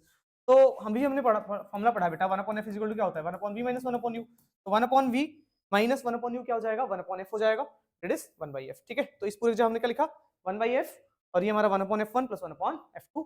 तो जो रिजल्टिंग फोकल लेंथ हो जाएगा वो कितना हो जाएगा बेटा, the reciprocal of resulting focal length that is equal to reciprocal of focal length of this lens plus this lens. Clear है। और आपने एक चीज और पढ़ा बेटा, पावर ऑफ अ लेंस क्या होता है ना, पावर ऑफ अ लेंस क्या होता है, 1 फोकल लेंथ। ठीक है, पावर क्या होता है बेसिकली कि किसी भी लेंस की एबिलिटी वो कितना लाइट रेज को कन्वर्ट करे या डाइवर्स करे, उसको हम क्या बोलते हैं बेटा, उस लेंस का पावर बोलते हैं। तो ये जो दो लेंस हैं, ठीक है, तो पावर क्या हो जाएगा, 1/f1 क्या हो जाएगा, P1 हो जाएगा। ठीक है, और 1/f2 क्या हो जाएगा, P2 हो जाएगा, और 1/f हो गया, ये हमारा नेट फोकल लेंथ है, तो ये हो जाएगा नेट पावर। क्लियर है, जो पूरा रिजल्टिंग पावर हो जाएगा उसके लिए हमें क्या करना है, दोनों के पावर को डायरेक्टली ऐड कर देना है। क्लियर हुआ? ये हमारा हुआ रिजल्टिंग पावर। फर्दर हम बात करेंगे, याद रखना बेटा कि अब ओवरऑल जो इमेज का मैग्निफिकेशन होगा वो क्या होगा, है ना, ये ऑब्जेक्ट है। तो इसके लिए आपको ध्यान रखना है कि जो दो लेंस कांटेक्ट में हो, ओवरऑल मैग्निफिकेशन क्या होगा, इसका मैग्निफिकेशन मल्टीप्लाई बाय इसका मैग्निफिकेशन, दोनों के मैग्निफिकेशन को मल्टीप्लाई करना बेटा, रिजल्टिंग मैग्निफिकेशन आपको मिल जाएगा। जब मैंने आपको लेक्चर लिया हुआ क्लास में, है ना, तब मैंने आपको डिटेल में समझाया था ये सब चीजें कि रिजल्टिंग मैग्निफिकेशन आया कहां से, ठीक है। फिर भी हम कंपाउंड माइक्रोस्कोप में या सिंपल माइक्रोस्कोप में एक बार देखेंगे इसको, ठीक है। बस इतना ही था, आपको याद रखना है इसको। और एरोज जरूर बनाना बेटा रे डायग्राम में, और एक रे ऐसे भी जा रहा है ना, ये मीट करेंगे जाके आगे, ठीक है, अच्छे से, कोई डाउट तो नहीं है। तो ये हमारा हुआ क्या बेटा, कॉम्बिनेशन ऑफ लेंस का कॉन्सेप्ट। यहाँ से 1-2 नंबर में क्वेश्चन जरूर आएगा, ठीक है, कभी कभार 2 या 3 नंबर में प्रूफ करने के लिए भी आता है, कर दोगे। नेक्स्ट हम आगे बढ़ेंगे, नेक्स्ट हम बात करेंगे प्रिज्म के बारे में, ठीक है। तो प्रिज्म का बेसिक आइडिया है आपको, ठीक है। इसमें 3 रेक्टेंगुलर सरफेस होता है और 2 ट्रायंगुलर सरफेस होते हैं, ठीक है। इसको हम एंगल ऑफ प्रिज्म कहते हैं, जो एंगल होता है ना, इसमें 2 रेक्टेंगुलर सरफेस जो एंगल बनाते हैं उसको एंगल ऑफ प्रिज्म कहते हैं ना, ये बेसिक कॉन्सेप्ट है। हम वापस आते हैं ना आगे, तो प्रिज्म में रिफ्लेक्शन थ्रू अ प्रिज्म, ठीक है, ये एग्जाम में आता है, तो ध्यान समझना। ये हमारा प्रिज्म, ध्यान देना, एबीसी एक प्रिज्म है, ठीक है। और ये हमने लाइट रे इंसिडेंट किया, ये लाइट रे गया और यहाँ पे इंसिडेंट, ठीक है। लाइट रे जहाँ इंसिडेंट होगा वहाँ क्या बनेगा, नॉर्मल बनेगा बेटा, ये नॉर्मल ऐसे आ रहा है, ठीक है। लेट्स से ये n1 नॉर्मल, ठीक। अब लाइट जब रेयर से डेंसर जाए तो क्या होगा बेटा, ये नॉर्मल तरफ बेंट होगा, तो जाना चाहिए था उसको सीधा, देखो जाना चाहिए था उसको सीधा, बट वो बेंट हो जाएगा। कितना एंगल बेंट हुआ, let's say this angle bent हुआ, है ना, ये एंगल बेंट हो गया। अब बेंट हो गया, अब वो आगे जाएगा, डेंसर मीडियम में ट्रेवल कर रहा है। फिर से यहाँ पे क्या होगा, मीडियम चेंज होगा। अब वो डेंसर से रेयर जाएगा तो कहाँ जाएगा बेटा, नॉर्मल से दूर जाएगा। जाना चाहिए था उसको सीधा, लेकिन वो नॉर्मल से, ये ना नॉर्मल जहाँ पे टकराएगा फिर से वहां एक नॉर्मल बनेगा, और दोनों नॉर्मल कहीं ना कहीं मीट करेंगे, उसको हमने ओ पॉइंट मान लिया। अब ये डेंसर से रेयर जा रहा है तो नॉर्मल से दूर भागेगा, तो जाना चाहिए था उसको सीधा, नॉर्मल ये रहा, नॉर्मल से दूर जाएगा, तो ऐसे आ गया, ठीक है। इस तरह से ये मर्ज हो गया, कोई डाउट तो नहीं है। अब सुनो, आपको सिंबल्स हैं जो आपको करना है। ये हमारा एंगल ऑफ प्रिज्म हो गया, इसको ए से नोट करने वाले हैं, ठीक है, कोई डाउट तो नहीं है। ये हमारा एंगल ऑफ इंसिडेंस है, इंसिडेंट रे जो नॉर्मल के साथ एंगल बनाता है उसको हम क्या बोलते हैं, एंगल ऑफ इंसिडेंस। तो ये हमारा हुआ एंगल ऑफ इंसिडेंस। इसके बाद हम बात करेंगे एंगल ऑफ रिफ्लेक्शन क्या होता है बेटा। ये रहा हमारा रिफ्रैक्टेड रे और ये रहा नॉर्मल। रिफ्रैक्टेड रे और नॉर्मल से जो एंगल बनेगा इसको हम क्या बोलेंगे, angle of reflection, that is R1, ठीक है। अब ये वाला जो साइड है ना, ये जो रे है, ये जाके जहां इस सरफेस पे स्ट्राइक करेगा वहां पे भी कुछ एंगल से वो इंसिडेंट होगा, इसको हमने R2 मान लिया बेटा थोड़ी देर के लिए। और जो लाइट बाहर निकल के आया वो नॉर्मल से जो एंगल बनाएगा उसको हम बोलेंगे एंगल ऑफ इमरजेंस, मतलब इस एंगल से वो बाहर निकल रहा है। क्लियर है? अब सुनो, अब मैं बात करूं सबसे पहले TMN, ठीक है, ध्यान समझना। कौन सा एंगल लिया मैंने, TMN, ये वाला एंगल, ये वाला एंगल TM और N, ये वाला एंगल क्या होगा, ध्यान समझना। अच्छा, ये अगर आई है तो वर्टिकली अपोजिट से ये पूरा एंगल भी आई हो जाएगा, चेक करो जरा। ये अगर ये एंगल आई है तो ये पूरा वाला आई हो जाएगा, आराम समझना। ये दो लाइन क्रॉस में है ना, तो ये आई तो ये भी आई, है ना, ये क्रॉस में है तो इधर वाला एंगल जितना होगा इधर वाला एंगल भी उतना ही होगा, वर्टिकली अपोजिट। अच्छा, ये नीचे वाला एंगल R है, R1 है, नीचे वाला एंगल R1 है, ये इतना सा एंगल क्या होगा, पूरे में से इतना एंगल माइनस कर देंगे तो उतना एंगल तो बचेगा। तो पूरा क्या है बेटा, आई है, उसमें से R1 माइनस कर दिया तो I माइनस R1 हो गया ये वाला एंगल, ठीक है। ये वाला एंगल क्या हो गया, I माइनस R1, ये लिखा हुआ है I माइनस R1। सिमिलरली बेटा ये बताओ कि ये अगर E है तो ये भी वर्टिकली अपोजिट से क्या हो जाएगा, E हो जाएगा, ठीक है। जब ये E है तो ये भी वर्टिकली अपोजिट से E हो जाएगा। और नीचे वाला R2 है तो ये वाला एंगल क्या होगा, पूरे में से I में से इस R2 को माइनस कर देंगे तो ये बचेगा एंगल, जो कि हो जाएगा हमारा I minus E minus R2, है ना, E माइनस R2 हो जाएगा ये वाला एंगल जो यहाँ लिख रखा है, E माइनस R2। क्लियर है? अब सुना जाए ध्यान से, ये जो ट्रायंगल दिख रहा है आपको, ठीक है, मैं ट्रायंगल ले रहा हूँ ये वाला, इस वाले ट्रायंगल में ध्यान दो, इस वाले ट्रायंगल में ये वाला एंगल और ये वाला एंगल क्या दोनों का सम इसके बराबर होगा। एक्सटीरियर एंगल प्रॉपर्टी आपने पढ़ रखा है कि किसी भी ट्रायंगल में दो इंटीरियर एंगल का सम किसके बराबर होता है बेटा, एक एक्सटीरियर एंगल के बराबर होता है। तो ये वाला एंगल प्लस ये वाला angle is equal to this del, ठीक है, वही लिखा हुआ है, डेल इज इक्वल टू, ये वाला एंगल क्या था बेटा हमारा, I plus I minus R1, और ये वाला एंगल क्या था, प्लस में E माइनस R2। तो दोनों एंगल को जोड़ दिया तो ये वाला एंगल मिल गया, ठीक है। तो वही हमने काम कर रखा है। यहाँ पे देखो क्या हुआ, दोनों को जोड़ने से क्या होगा, ध्यान समझना। तो I प्लस E को तो पहले लिख देता हूँ साथ साथ, इन दोनों में से माइनस साइन कॉमन निकाल लेता हूँ। देखो यहाँ पे माइनस है, यहाँ पे माइनस है, माइनस साइन कॉमन निकालोगे तो R1 माइनस का तो प्लस का हो जाएगा, R2 भी माइनस का तो प्लस का हो जाएगा। क्लियर है? इसको हम इक्वेशन नंबर कंसीडर करते हैं बेटा फर्स्ट, ठीक है, जो कि डेविएशन है। अच्छा, ये डेल होता क्या है इसको समझो, है ना, डेल बताना भूल गया था मैं, सॉरी। तो ये डेविएशन क्या होता है, ध्यान समझना, ये डेल एंगल क्या है, ठीक, इसे बताना भूल गया। ये हमारा इंसिडेंट रे था बेटा, ये हमारा इंसिडेंट रे था, ये हमारा रिफ्रैक्टेड रे था, ये इमर्जेंट रे था। देखो इस इंसिडेंट रे को आगे बढ़ाऊंगा तो ये original path of incident ray है और ये रिफ्रैक्टेड रे है ना, मतलब ये इमर्जेंट रे है, सॉरी, अब इन दोनों रेस के बीच का जो एंगल होता है वो होता है एंगल ऑफ डेविएशन। मतलब डेविएट मतलब अपने रास्ते से कितना मुड़ गया हो, तो उसका रास्ता था ऐसे, मतलब जाना चाहिए था उसको ऐसे, लेकिन वो कितना डिग्री मुड़ा, देखो इतना एंगल मुड़ा ना, इतना एंगल मुड़ गया ना अपने पास से, तो अपने पास से वो कितना डिग्री घूम गया, उसी को हम बोलते हैं एंगल ऑफ डेविएशन, जो कि डेल है। क्लियर है? होप क्लियर हो गया होगा। तो डेल इज इक्वल टू ये हो गया फर्स्ट क्वेश्चन मान लिया। अब देखो ट्रायंगल लेंगे OMN। कौन सा ट्रायंगल बेटा? OMN, ध्यान दो, OMN ये वाला ट्रायंगल, तीनों एंगल का सम 180 होगा। तो R1 प्लस R2 प्लस ये वाला एंगल इज इक्वल टू 180 है। R1 plus R2 plus angle O is equal to 180। यहाँ से एंगल O की वैल्यू निकाल लो। R1 प्लस R2 इधर, इधर दोनों प्लस में, उधर गया तो माइनस में हो जाएंगे, तो माइनस बाहर लगा के ब्रैकेट लगा दिया है। क्लियर है? अब ये हमारा हो गया एंगल O, ये वाला आ गया एंगल। अब सुनो, इसके बाद हम करने के वाले हैं, ध्यान समझना। एंगल O आने के बाद हम करने वाले हैं इन क्वाड्रिलेटरल AMON। कौन सा क्वाड्रिलेटरल है? ये क्वाड्रिलेटरल दिख रहा है, ये चार साइड चार एंगल क्वाड्रिलेटरल है। चारों एंगल का सम 360 होगा। जैसे कि आपको पता है कि नॉर्मल है, ये एंगल 90 होगा, और ये नॉर्मल है तो ये एंगल भी 90 होगा। तो 90 प्लस 90 प्लस ये वाला एंगल ए, 90 प्लस 90 प्लस ये वाला एंगल ए, और नीचे वाला एंगल ओ है। चारों का सम 360 हो जाएगा। ग्रेट। तो चारों का सम कितना होगा बेटा? 360। दिस दिस दिस दिस, चारों का सम 360 हो गया। अब सुनो, 90 प्लस 90 180 हो जाएगा। 90 प्लस 90 कितना हो गया? 180। ए प्लस 180 और प्लस ओ कितना आया? ओ कितना आया देखना जरा, ओ कितना आया? 180 माइनस R1 प्लस R2। ओ के जगह लिखा 180 माइनस R1 प्लस R2।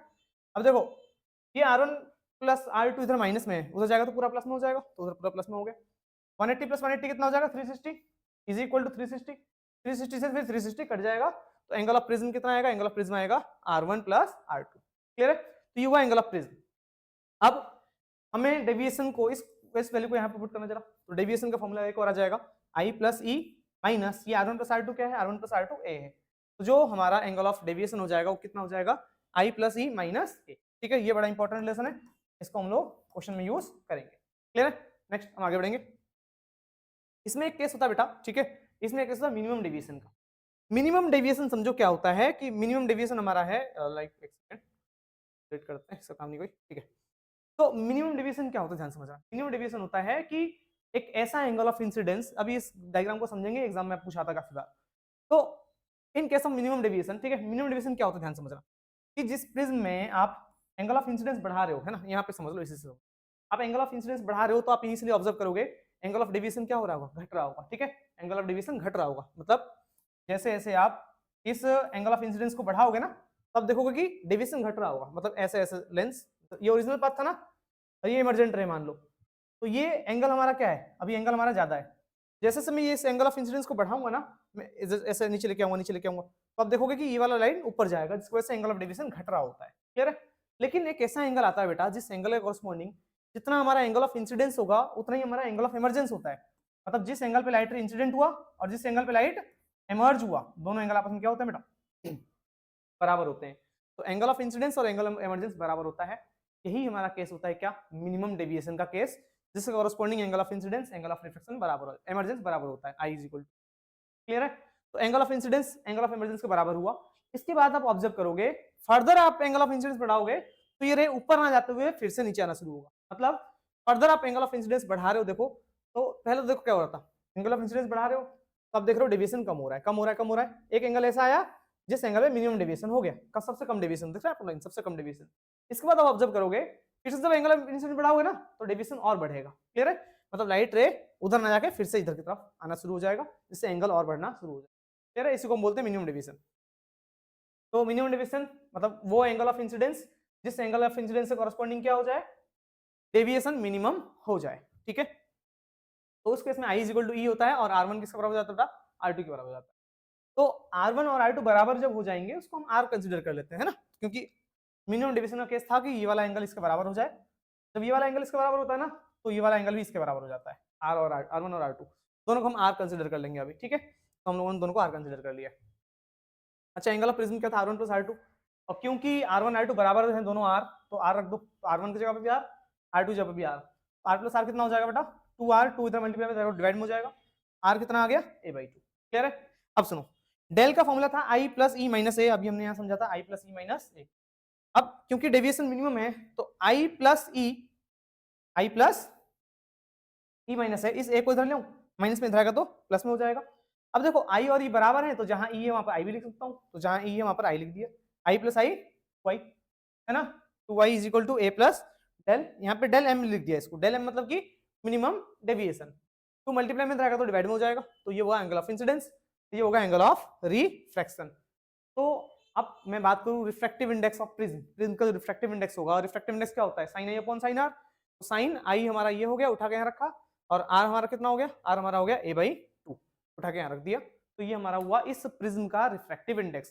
तो एग्जाम में प्रिज्म का रिफ्रैक्टिव इंडेक्स जरूर पूछा आता है ना, बोर्ड्स में डेरिवेशन करने के लिए आता है, तो आप ये पूरा डिराइव करोगे, कौन सा, यहाँ से लेके पूरा डेरिवेशन कहाँ तक जाएगा, यहाँ तक जाएगा, है ना, बोर्ड्स के पॉइंट ऑफ व्यू से इंपॉर्टेंट है, सेक्शन ई सॉरी डी में काफी बार पूछा आता है, ठीक, 5 नंबर क्वेश्चनों में। आगे बढ़ेंगे बेटा फर्दर, नेक्स्ट हम बात करेंगे सिंपल माइक्रोस्कोप के बारे में, ठीक है। अब हम आते हैं किसके बारे में बेटा, सिंपल माइक्रोस्कोप के बारे में। सिंपल माइक्रोस्कोप होता क्या है, सिंपल माइक्रोस्कोप मतलब एक मैग्नीफाइंग पावर समझ, है ना, मैग्नीफाइंग लेंस आप समझ लो कि छोटे से ऑब्जेक्ट को इमेज बड़ा कर देगा, ठीक है।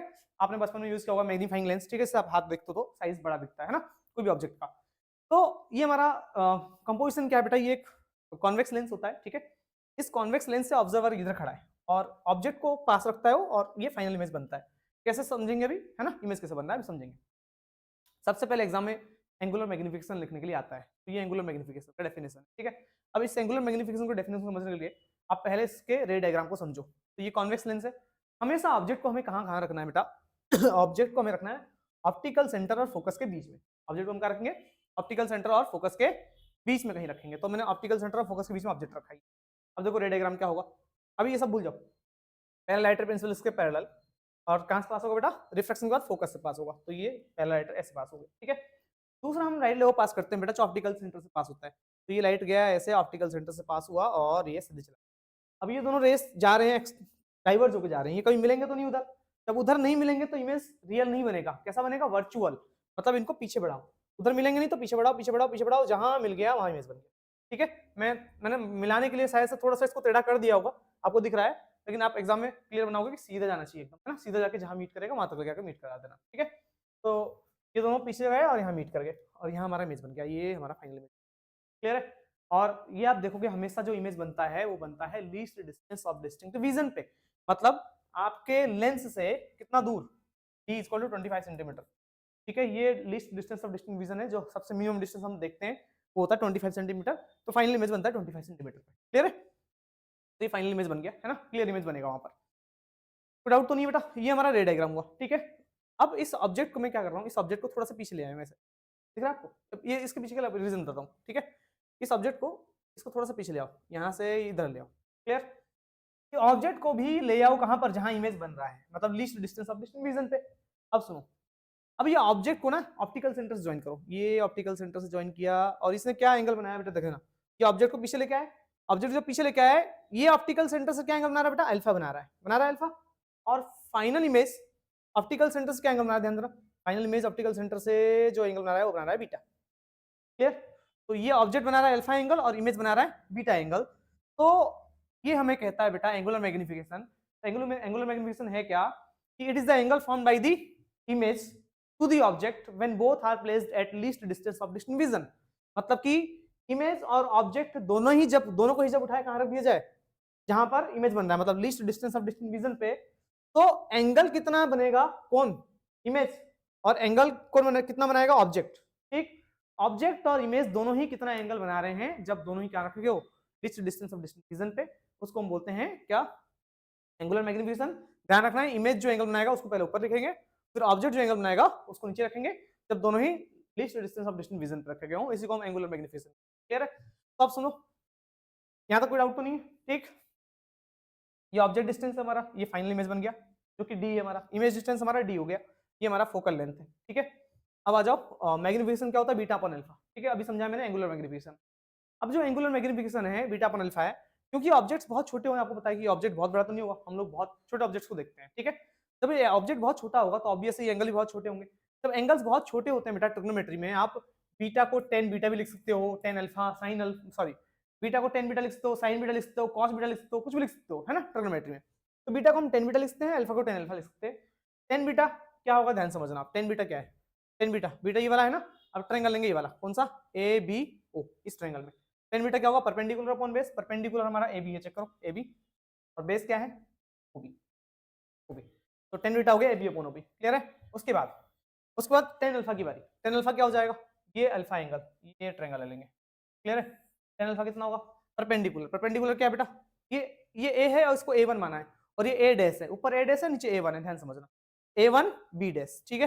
तो क्या है डिस्टेंस बेटा, ये ए वन बी डैश, परपेंडिकुलर हो गया ए वन बी डैश, और बेस क्या बेटा, बेस है ओ बी डैश, तो ओ बी डैश, रेसिप्रोकल करेंगे तो नीचे वाला ऊपर, ऊपर वाला नीचे, रेसिप्रोकल कर दिया। अब सुनो, रेसिप्रोकल करने के बाद मैं बात करूं आगे, इस ओबी डैश को, ठीक है, मतलब इस ओबी डैश को क्या लिखेंगे, सॉरी ए वन बी डैश को क्या लिखेंगे, देखो इस ए वन बी डैश को क्या लिखेंगे, ए वन बी डैश जो है वो ए बी की तो बराबर है, तो इस ए वन बी डैश को हम लिख सकते हैं ए बी, क्लियर है, तो इसको ए बी लिख दिया, लिख दिया अभी, बाकी सबको सेम ही रखा है, ए बी से ए बी कट गया, क्या बचा ओबी डैश, ओबी डैश क्या है बेटा, ओ बी डैश ये रहा, और ओबी क्या है बेटा, ओबी, अब आप नहीं पढ़ रखा है बेटा, ओबी डैश क्या होगा, ओबी डैश हमारा है इमेज डिस्टेंस, क्योंकि इमेज यहाँ बन रहा है ना, और इमेज डिस्टेंस लेफ्ट साइड में तो माइनस का होगा, तो माइनस का डी हो गया, डिवाइड बाई ओबी, ओबी क्या है बेटा, ओबी हमारा है ऑब्जेक्ट डिस्टेंस, जो हो जाएगा माइनस यू, तो माइनस से माइनस कट गया, जो मैग्निफिकेशन आया एंगुलर मैग्निफिकेशन वो क्या आ गया, डी अपॉन यू आ गया, क्लियर है, कोई डाउट तो नहीं है। अब सुनो, इसके बाद हम बात करेंगे, अब इसमें लगाएंगे हम क्या, लेंस फॉर्मूला, ठीक है, इसमें हम लोग लेंस फॉर्मूला यूज करने वाले हैं इस लेंस के लिए, तो लेंस फॉर्मूला क्या होगा, one upon F is equal to one upon V minus one upon U, तो one upon F is equal to one upon V, V मतलब इमेज, इमेज क्या है बेटा इसका, इमेज तो माइनस डी है ना लेफ्ट साइड में, तो माइनस का डी, तो वी हमारा हो गया minus D, minus one upon you, object object ये है, और लेफ्ट साइड में है तो ऑब्जेक्ट डिस्टेंस भी निगेटिव होगा, तो माइनस यू कर दिया यहाँ पर, ये माइनस माइनस क्या हो गया, प्लस हो गया। अब मैंने क्या करना है, इस वन बाई डी उधर माइनस में इधर आएगा तो प्लस में हो जाएगा, तो प्लस में हो गया, one upon F plus one by D is equal to one upon U. अब हम करने क्या वाले बेटा, डी से दोनों तरफ मल्टीप्लाई कर देंगे, मतलब इधर भी डी से मल्टीप्लाई कर दो, इधर भी डी से मल्टीप्लाई कर दो, तो D into F D by F, D को डी से करेंगे तो बेटा ऊपर भी डी नीचे भी डी कट जाएगा, वन बचेगा, is equal to D by U. अब समझना जरा, डी बाई यू क्या था, पीछे देखो, डी बाई यू क्या था, डी बाई यू था मैग्निफिकेशन, तो इसका मतलब क्या है, जहां डी बाई यू है वहां हम क्या लिखते हैं बेटा, मैग्निफिकेशन लिखते हैं एम, तो जहां डी बाई यू है वहां क्या लिखते हैं बेटा M is equal to one plus D by F, clear है। तो ये हमारा क्या हुआ, ये हमारा हुआ फाइनल मैग्निफिकेशन किसका बेटा, सिंपल माइक्रोस्कोप का, है ना। सिंपल माइक्रोस्कोप बहुत छोटे ऑब्जेक्ट्स के लिए यूज नहीं करते, लाइक बैक्टीरिया वगैरह देखना हो तो हम कंपाउंड माइक्रोस्कोप यूज करेंगे, ठीक है। सिंपल माइक्रोस्कोप लाइक बहुत छोटे छोटे लेटर्स कहीं लिखे हुए हैं उसको मैग्नीफाई करना हो तो हम क्या करते हैं बेटा, सिंपल माइक्रोस्कोप का यूज करते हैं, जिसमें एक कॉन्वेक्स लेंस होता है और उसका मैग्निफिकेशन फॉर्मूला ये है। एक केस होता है बेटा नॉर्मल एडजस्टमेंट, नॉर्मल एडजस्टमेंट मतलब कि जब फाइनल इमेज कहां बने, इन्फिनिटी बने, और फाइनल इमेज इन्फिनिटी में कब बनता है, जब ऑब्जेक्ट फोकस पे रखा हो, मतलब इस ऑब्जेक्ट को अगर मैं फोकस पे ले आऊंगा ना तो पता क्या होगा, ये दोनों रेस ऐसा कुछ जाएंगे, एक ऐसे रह जाएगा और ये दोनों इन्फिनिटी की तरफ चले जाएंगे, कहीं मिलेंगे ही नहीं, तो उस केस में जो फाइनल मैग्निफिकेशन आएगा वो हो जाएगा डी बाई एफ, ठीक है। ये किसके लिए बेटा, सिंपल माइक्रोस्कोप के लिए, ध्यान रखना है। अब आगे बात करेंगे किस बारे में, कंपाउंड माइक्रोस्कोप, वो एग्जाम पॉइंट ऑफ व्यू से ज्यादा इंपॉर्टेंट है सिंपल माइक्रोस्कोप के रिस्पेक्ट में, ठीक है। तो कंपाउंड माइक्रोस्कोप ज्यादा इंपॉर्टेंट बेटा, उस पर ज्यादा फोकस करेंगे, ठीक है। तो ये हमारा हुआ कंपाउंड माइक्रोस्कोप, डायग्राम ही सीधा 2 नंबर रह जाएगा, आपको ध्यान समझना, डायग्राम्स के ही सीधे 2 नंबर है, ठीक। अब सिंपल कंपाउंड माइक्रोस्कोप के कंपोजिशन की बात करूं बेटा, इसमें 2 लेंस होता है कॉन्वेक्स, दोनों लेंस कॉन्वेक्स होते हैं। एक छोटा लेंस होता है बेटा जिसको हम ऑब्जेक्टिव लेंस कहते हैं, जहां से हम जिसके सामने हम ऑब्जेक्ट रखते हैं। दूसरा आईपीस लेंस जो कि बड़ा होता है साइज में, ये रहा आईपीस लेंस, मतलब जहां से ऑब्जर्वर देखता है, ठीक है, ऑब्जर्वर इस लेंस से देखेगा, ठीक है। अब इसका पहले तो रे डायग्राम समझना, वो बहुत इंपॉर्टेंट है। ये ऑब्जेक्ट रखा गया है, ऑब्जेक्ट जब रखा गया है तो देखो सबसे पहले लाइट रे डायग्राम समझो पहले, उसके बाद हम बाकी कॉन्सेप्ट को समझो। तो ऑब्जेक्ट ये रखा गया है, तो पहला लाइट रे प्रिंसिपल एक्सिस से पैरेलल, आफ्टर रिफ्लेक्शन वो कहां से पास होगा बेटा, फोकस से पास होगा, ये गया फोकस, ये हुआ फोकस हमारा, किसका हुआ फोकस बेटा, ये हुआ फोकस का ऑब्जेक्टिव एफ नॉट, ठीक है। तो ये ऑब्जेक्टिव का फोकल लेंथ है, ये गया, ठीक, और यहाँ से एक रे आ रहा है, देखो ये रे यहाँ से आ रहा है जो ऑप्टिकल सेंटर से पास हो रहा है, जो ऑप्टिकल सेंटर से पास होगा वो सेम पाथ फॉलो करेगा और ये जाके यहाँ मीट करेगा, ठीक है। यहाँ जब मीट करेंगे तो ये हमारा इमेज बन गया, तो ये इमेज किसका बना, ये इमेज बना इस वाले लेंस का, ऑब्जेक्टिव लेंस का इमेज बन गया, ठीक है। अब ये ऑब्जेक्टिव लेंस का इमेज बन गया, ये ए बी था, ये A dash B dash. Compound microscope मैंने बताया आपको बहुत माइन्यूट पार्टिकल्स लाइक बैक्टीरियाज होते हैं, है ना, उनको आप देखते हो, ठीक है, कितने छोटे होंगे सोचो, अभी हमने बहुत बड़ा साइज ले लिया बट एक्चुअल में होते बहुत छोटे हों। तो ये हमारा इमेज बना यहाँ पर, ठीक है, कहाँ बना, ए बी पे, ए डैश बी डैश से बन गया इमेज। अब ये सेकेंडरी लेंस की अगर बात करूं, मैंने आपको थोड़ी देर पहले ही बताया था कि जो सेकंड वाला जो लेंस मेकर फॉर्मूला है वहां पर बताया था, जो सेकेंडरी लेंस हुआ, सेकेंडरी लेंस के लिए ऑब्जेक्ट कौन होगा, जो प्राइमरी लेंस का क्या होगा, इमेज हो जाएगा, मतलब जो ऑब्जेक्टिव लेंस का इमेज होगा वो सेकेंडरी लेंस के लिए क्या हो जाएगा, ऑब्जेक्ट की तरह बिहेव करेगा, जो प्राइमरी का इमेज हो जाएगा। तो इसके लिए तो ये इमेज हो गया, जब इसके लिए ये इमेज हो गया तो फाइनल देखो इमेज, फाइनल क्या बोलते हैं, इमेज कहाँ बनेगा, ध्यान समझना। तो ये इसके लिए ऑब्जेक्ट है, तो इन इससे रेज निकलेंगी, ठीक है ना, इससे हमने 2 रे निकाल दिया। कैसे निकाला है, तो जो 2 रेज आ रहे थे उसी को आगे बढ़ा दो, ठीक है। तो इस ऑब्जेक्ट से 2 रेज निकल रहे, देखो एक रेज जैसा गया, एक रेज ऐसा गया, ठीक है।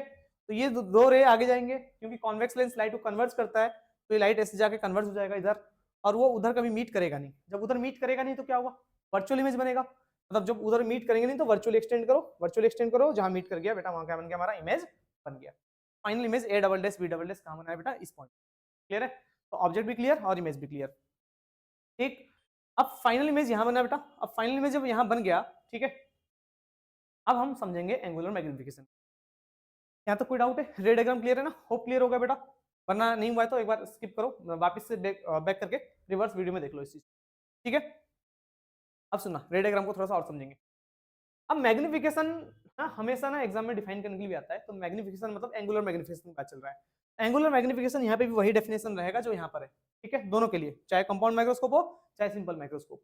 एंगुलर मैग्निफिकेशन क्या था, इमेज और ऑब्जेक्ट कितना एंगल बना रहे हैं, किससे, फाइनल लेंस से, है ना।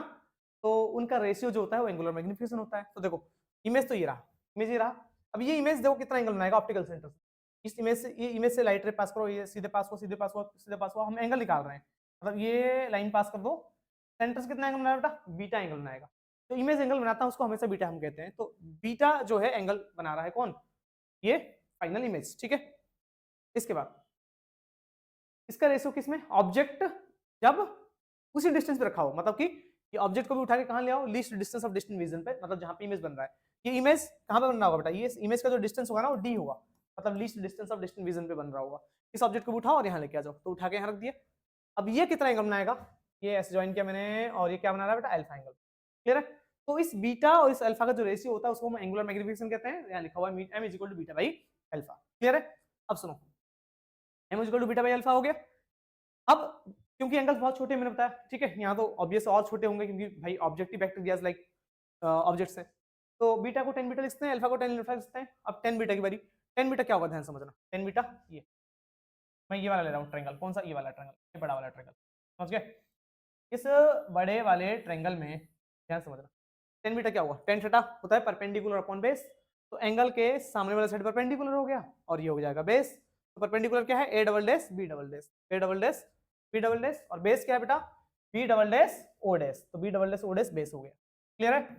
10 बीटा हो गया। अब किसी बारी 10 अल्फा की बारी, 10 अल्फा देखो, 10 अल्फा यहाँ लिखा है, 10 अल्फा की वैल्यू निकालेंगे बेटा, 10 अल्फा ये अल्फा है, परपेंडिकुलर, परपेंडिकुलर है a1 b डबल डैश, ये a1 है बेटा, a1 b डबल डैश, और बेस क्या है बेटा, b double dash o dash, तो ये हमारा बेस हुआ b double dash o dash, clear है, b डबल डैश o। अब ध्यान समझना, b double dash o dash से b double dash o dash cut गया, क्या बचेगा, b double dash a dash upon में a1 b डबल डैश। अब सुनो, ये जो a1 b डबल डैश है ये ऑब्जेक्ट की हाइट की तो बराबर है, अब ये जो है ये ऑब्जेक्ट की हाइट की तो बराबर है, तो जहां a1 b डबल डैश है उसको जाकर लिखता हूं बेटा मैं a भी लिख सकता हूं, जहां a1 b डबल डैश है उसको जाकर a भी लिख दो, जहां a1 b डबल डैश है वहां पे क्या लिख दिया मैंने a भी, क्लियर है। तो a1 b डबल डैश जहां पे मैंने क्या लिखा बेटा a भी लिख दिया, तो इसे जहां पर a भी लिख दिया, डाउट तो नहीं है। अब इसके बाद हम एक काम करने वाले हैं बेटा, a डैश b डैश से ऊपर नीचे मल्टीप्लाई कर देंगे, मतलब देखो b double dash a double dash है, ये समझना, ये हमारे पास b double dash a double dash है और नीचे a भी है, तो b double dash a double dash के नीचे मैंने a डैश b डैश, और फिर इस a b को इधर लिखा, अलग से लिख दिया, इस a b को नीचे लिख के a डैश b डैश ऊपर मल्टीप्लाई कर दिया, मतलब इस वाले नंबर को ना मल्टीप्लाई डिवाइड कर दिया। अब होगा क्या, ऐसे ध्यान समझना, देखो इससे ये कट जाएगा, फर्क तो कुछ पड़ेगा नहीं, आएगा तो वही सेम ऊपर वाला आ जाएगा। तो ये कर क्यों रहे हैं, इसको कर रहे हैं हम लोग मैग्निफिकेशन निकालने के लिए, ध्यान रखेंगे। अब देखो आपने पढ़ रखा है मैग्निफिकेशन क्या होता है, height of image upon height of object, पढ़ा है ना ये चीज, बेसिक क्लास 10 में पढ़ा आप लोगों ने। तो हाइट ऑफ इमेज क्या है, देखो अब B double dash A double dash क्या है, B double dash A double dash, ये इमेज की तो हाइट है, किसकी, ऑब्जेक्टिव लेंस की, और ए डैश बी डैश क्या है, ए डैश बी डैश इस लेंस के लिए तो ऑब्जेक्ट है ना, इस वाले लेंस के लिए तो ऑब्जेक्ट है ना, तो ये हाइट ऑफ इमेज हो गया और ये हाइट ऑफ ऑब्जेक्ट हो गया इस लेंस का। तो height of image upon height of object क्या होता है बेटा, मैग्निफिकेशन, मतलब कि ये हो जाएगा मैग्निफिकेशन किसका, objective lens, sorry eyepiece lens का, तो एम ई लिख दिया, मैग्निफिकेशन ऑफ आईपीस लेंस। ये कौन सा मैग्निफिकेशन है, ये लीनियर मैग्निफिकेशन है ना, height of image upon height of object कौन सा मैग्निफिकेशन होता है बेटा, linear magnification into A dash B dash upon A B. तो ए डैश बी डैश ध्यान समझना, ए डैश बी डैश इस वाले लेंस के लिए तो इमेज है, और ए बी क्या है, ऑब्जेक्ट की हाइट है, तो height of image upon height of object क्या होगा, इसका magnification. Magnification of what, magnification of objective lens, तो एम नॉट। तो एंगुलर मैग्निफिकेशन जो होता है M nought into M E होता है, और यही मैंने आपको यहाँ पे पढ़ाया था थिन लेंस फॉर्मूला में बताया था ना अभी। थिन लेंस फॉर्मूला कहाँ गया, ये m is equal to m1 is equal to m1 into m2 is equal to final magnification. तो यहाँ पे जो एंगुलर मैग्निफिकेशन है बेटा फाइनली, फाइनल मैग्निफिकेशन क्या होता है, फाइनल मैग्निफिकेशन हमारा क्या हो गया, M nought into M E हो गया। क्लियर है? तो ये इंपॉर्टेंट बेटा, न्यूमेरिकल्स में डायरेक्ट इसका यूज करेंगे तो इसको याद रख लेना, दैट वुड बी बेटर। ठीक है, आगे बढ़ेंगे। अब हम आगे बात करने वाले हैं किस बारे में बेटा, एम नॉट और एम ई की वैल्यू निकाल के इसमें पुट कर देंगे वापस से। ठीक है, तो पहले मैं एम नॉट निकालूंगा। एम नॉट क्या होगा बेटा, एम नॉट क्या था हमारा, एम नॉट को मैसेज लिखते हैं बेटा, जैसे मैग्निफिकेशन दो फॉर्मूले पढ़े थे बेटा, माइनस वी बाई यू भी तो होता है और एच आई अपॉन एच होता है। अब मैं ये वाला फॉर्मूला यूज करूंगा माइनस वी बाई यू वाला। तो एम नॉट के लिए क्या हो जाएगा, image distance upon object distance, और सॉरी लेंस के लिए माइनस का नहीं होता, लेंस के लिए प्लस का होता है। M is equal to V by U होता है लेंस के लिए। तो m is equal to V by U है, तो ऑब्जेक्टिव के लिए जो मैग्निफिकेशन हो जाएगा वो कितना हो जाएगा बेटा, मैग्निफिकेशन क्या होता है v अपॉन यू। इसका इमेज डिस्टेंस क्या है बेटा, इसका v है o b dash, b dash, और u क्या है बेटा, u है ob, ob, और ob डैश क्या है बेटा, ob डैश इमेज डिस्टेंस है किसका, ऑब्जेक्टिव का, तो ये v नॉट हो जाएगा। ठीक है, ऑब्जेक्टिव का इमेज डिस्टेंस तो v नॉट, और ob क्या है बेटा, ob है ऑब्जेक्ट डिस्टेंस किसका, ऑब्जेक्टिव का, और लेफ्ट साइड में तो माइनस का u नॉट। ठीक है, माइनस लेफ्ट साइड में तो डिस्टेंस नेगेटिव होगा। अब सुनो, तो ये आ गया मैग्निफिकेशन किसका, V not by minus U nought. अब ऑल्सो एम ई मतलब आई पीस का मैग्निफिकेशन निकालेंगे, एम नॉट तो आ गया और एम ई की बारी। तो आई पीस का मैग्निफिकेशन निकालने के लिए देखो, इस आई पीस का मैग्निफिकेशन निकालेंगे तो same case, object distance upon image distance, object sorry image distance upon object distance. तो इसका इमेज कहाँ है, यहाँ है, डिस्टेंस क्या होगा, O dash B double dash, O dash B double dash. भाई ऑब्जेक्ट डिस्टेंस, ऑब्जेक्ट डिस्टेंस है O dash B dash, clear, object है ना, O dash B dash, clear है। अब O dash B double dash क्या है, O dash B double dash है final image distance, जो कि हमारा क्या है, least distance of distinct region पे है, मतलब कि डी पे है, और लेफ्ट साइड में तो माइनस डी हो जाएगा, तो यहाँ पे माइनस डी। और ओ डैश बी डैश क्या है बेटा, ओ डैश बी डैश इस लेंस के लिए ऑब्जेक्ट है, और ऑब्जेक्ट लेफ्ट साइड में है तो माइनस का होगा, तो माइनस का यू, और यू ई लिख दिया, मतलब कि आई पीस का ऑब्जेक्ट डिस्टेंस, यू ई मतलब कि object distance of eyepiece lens.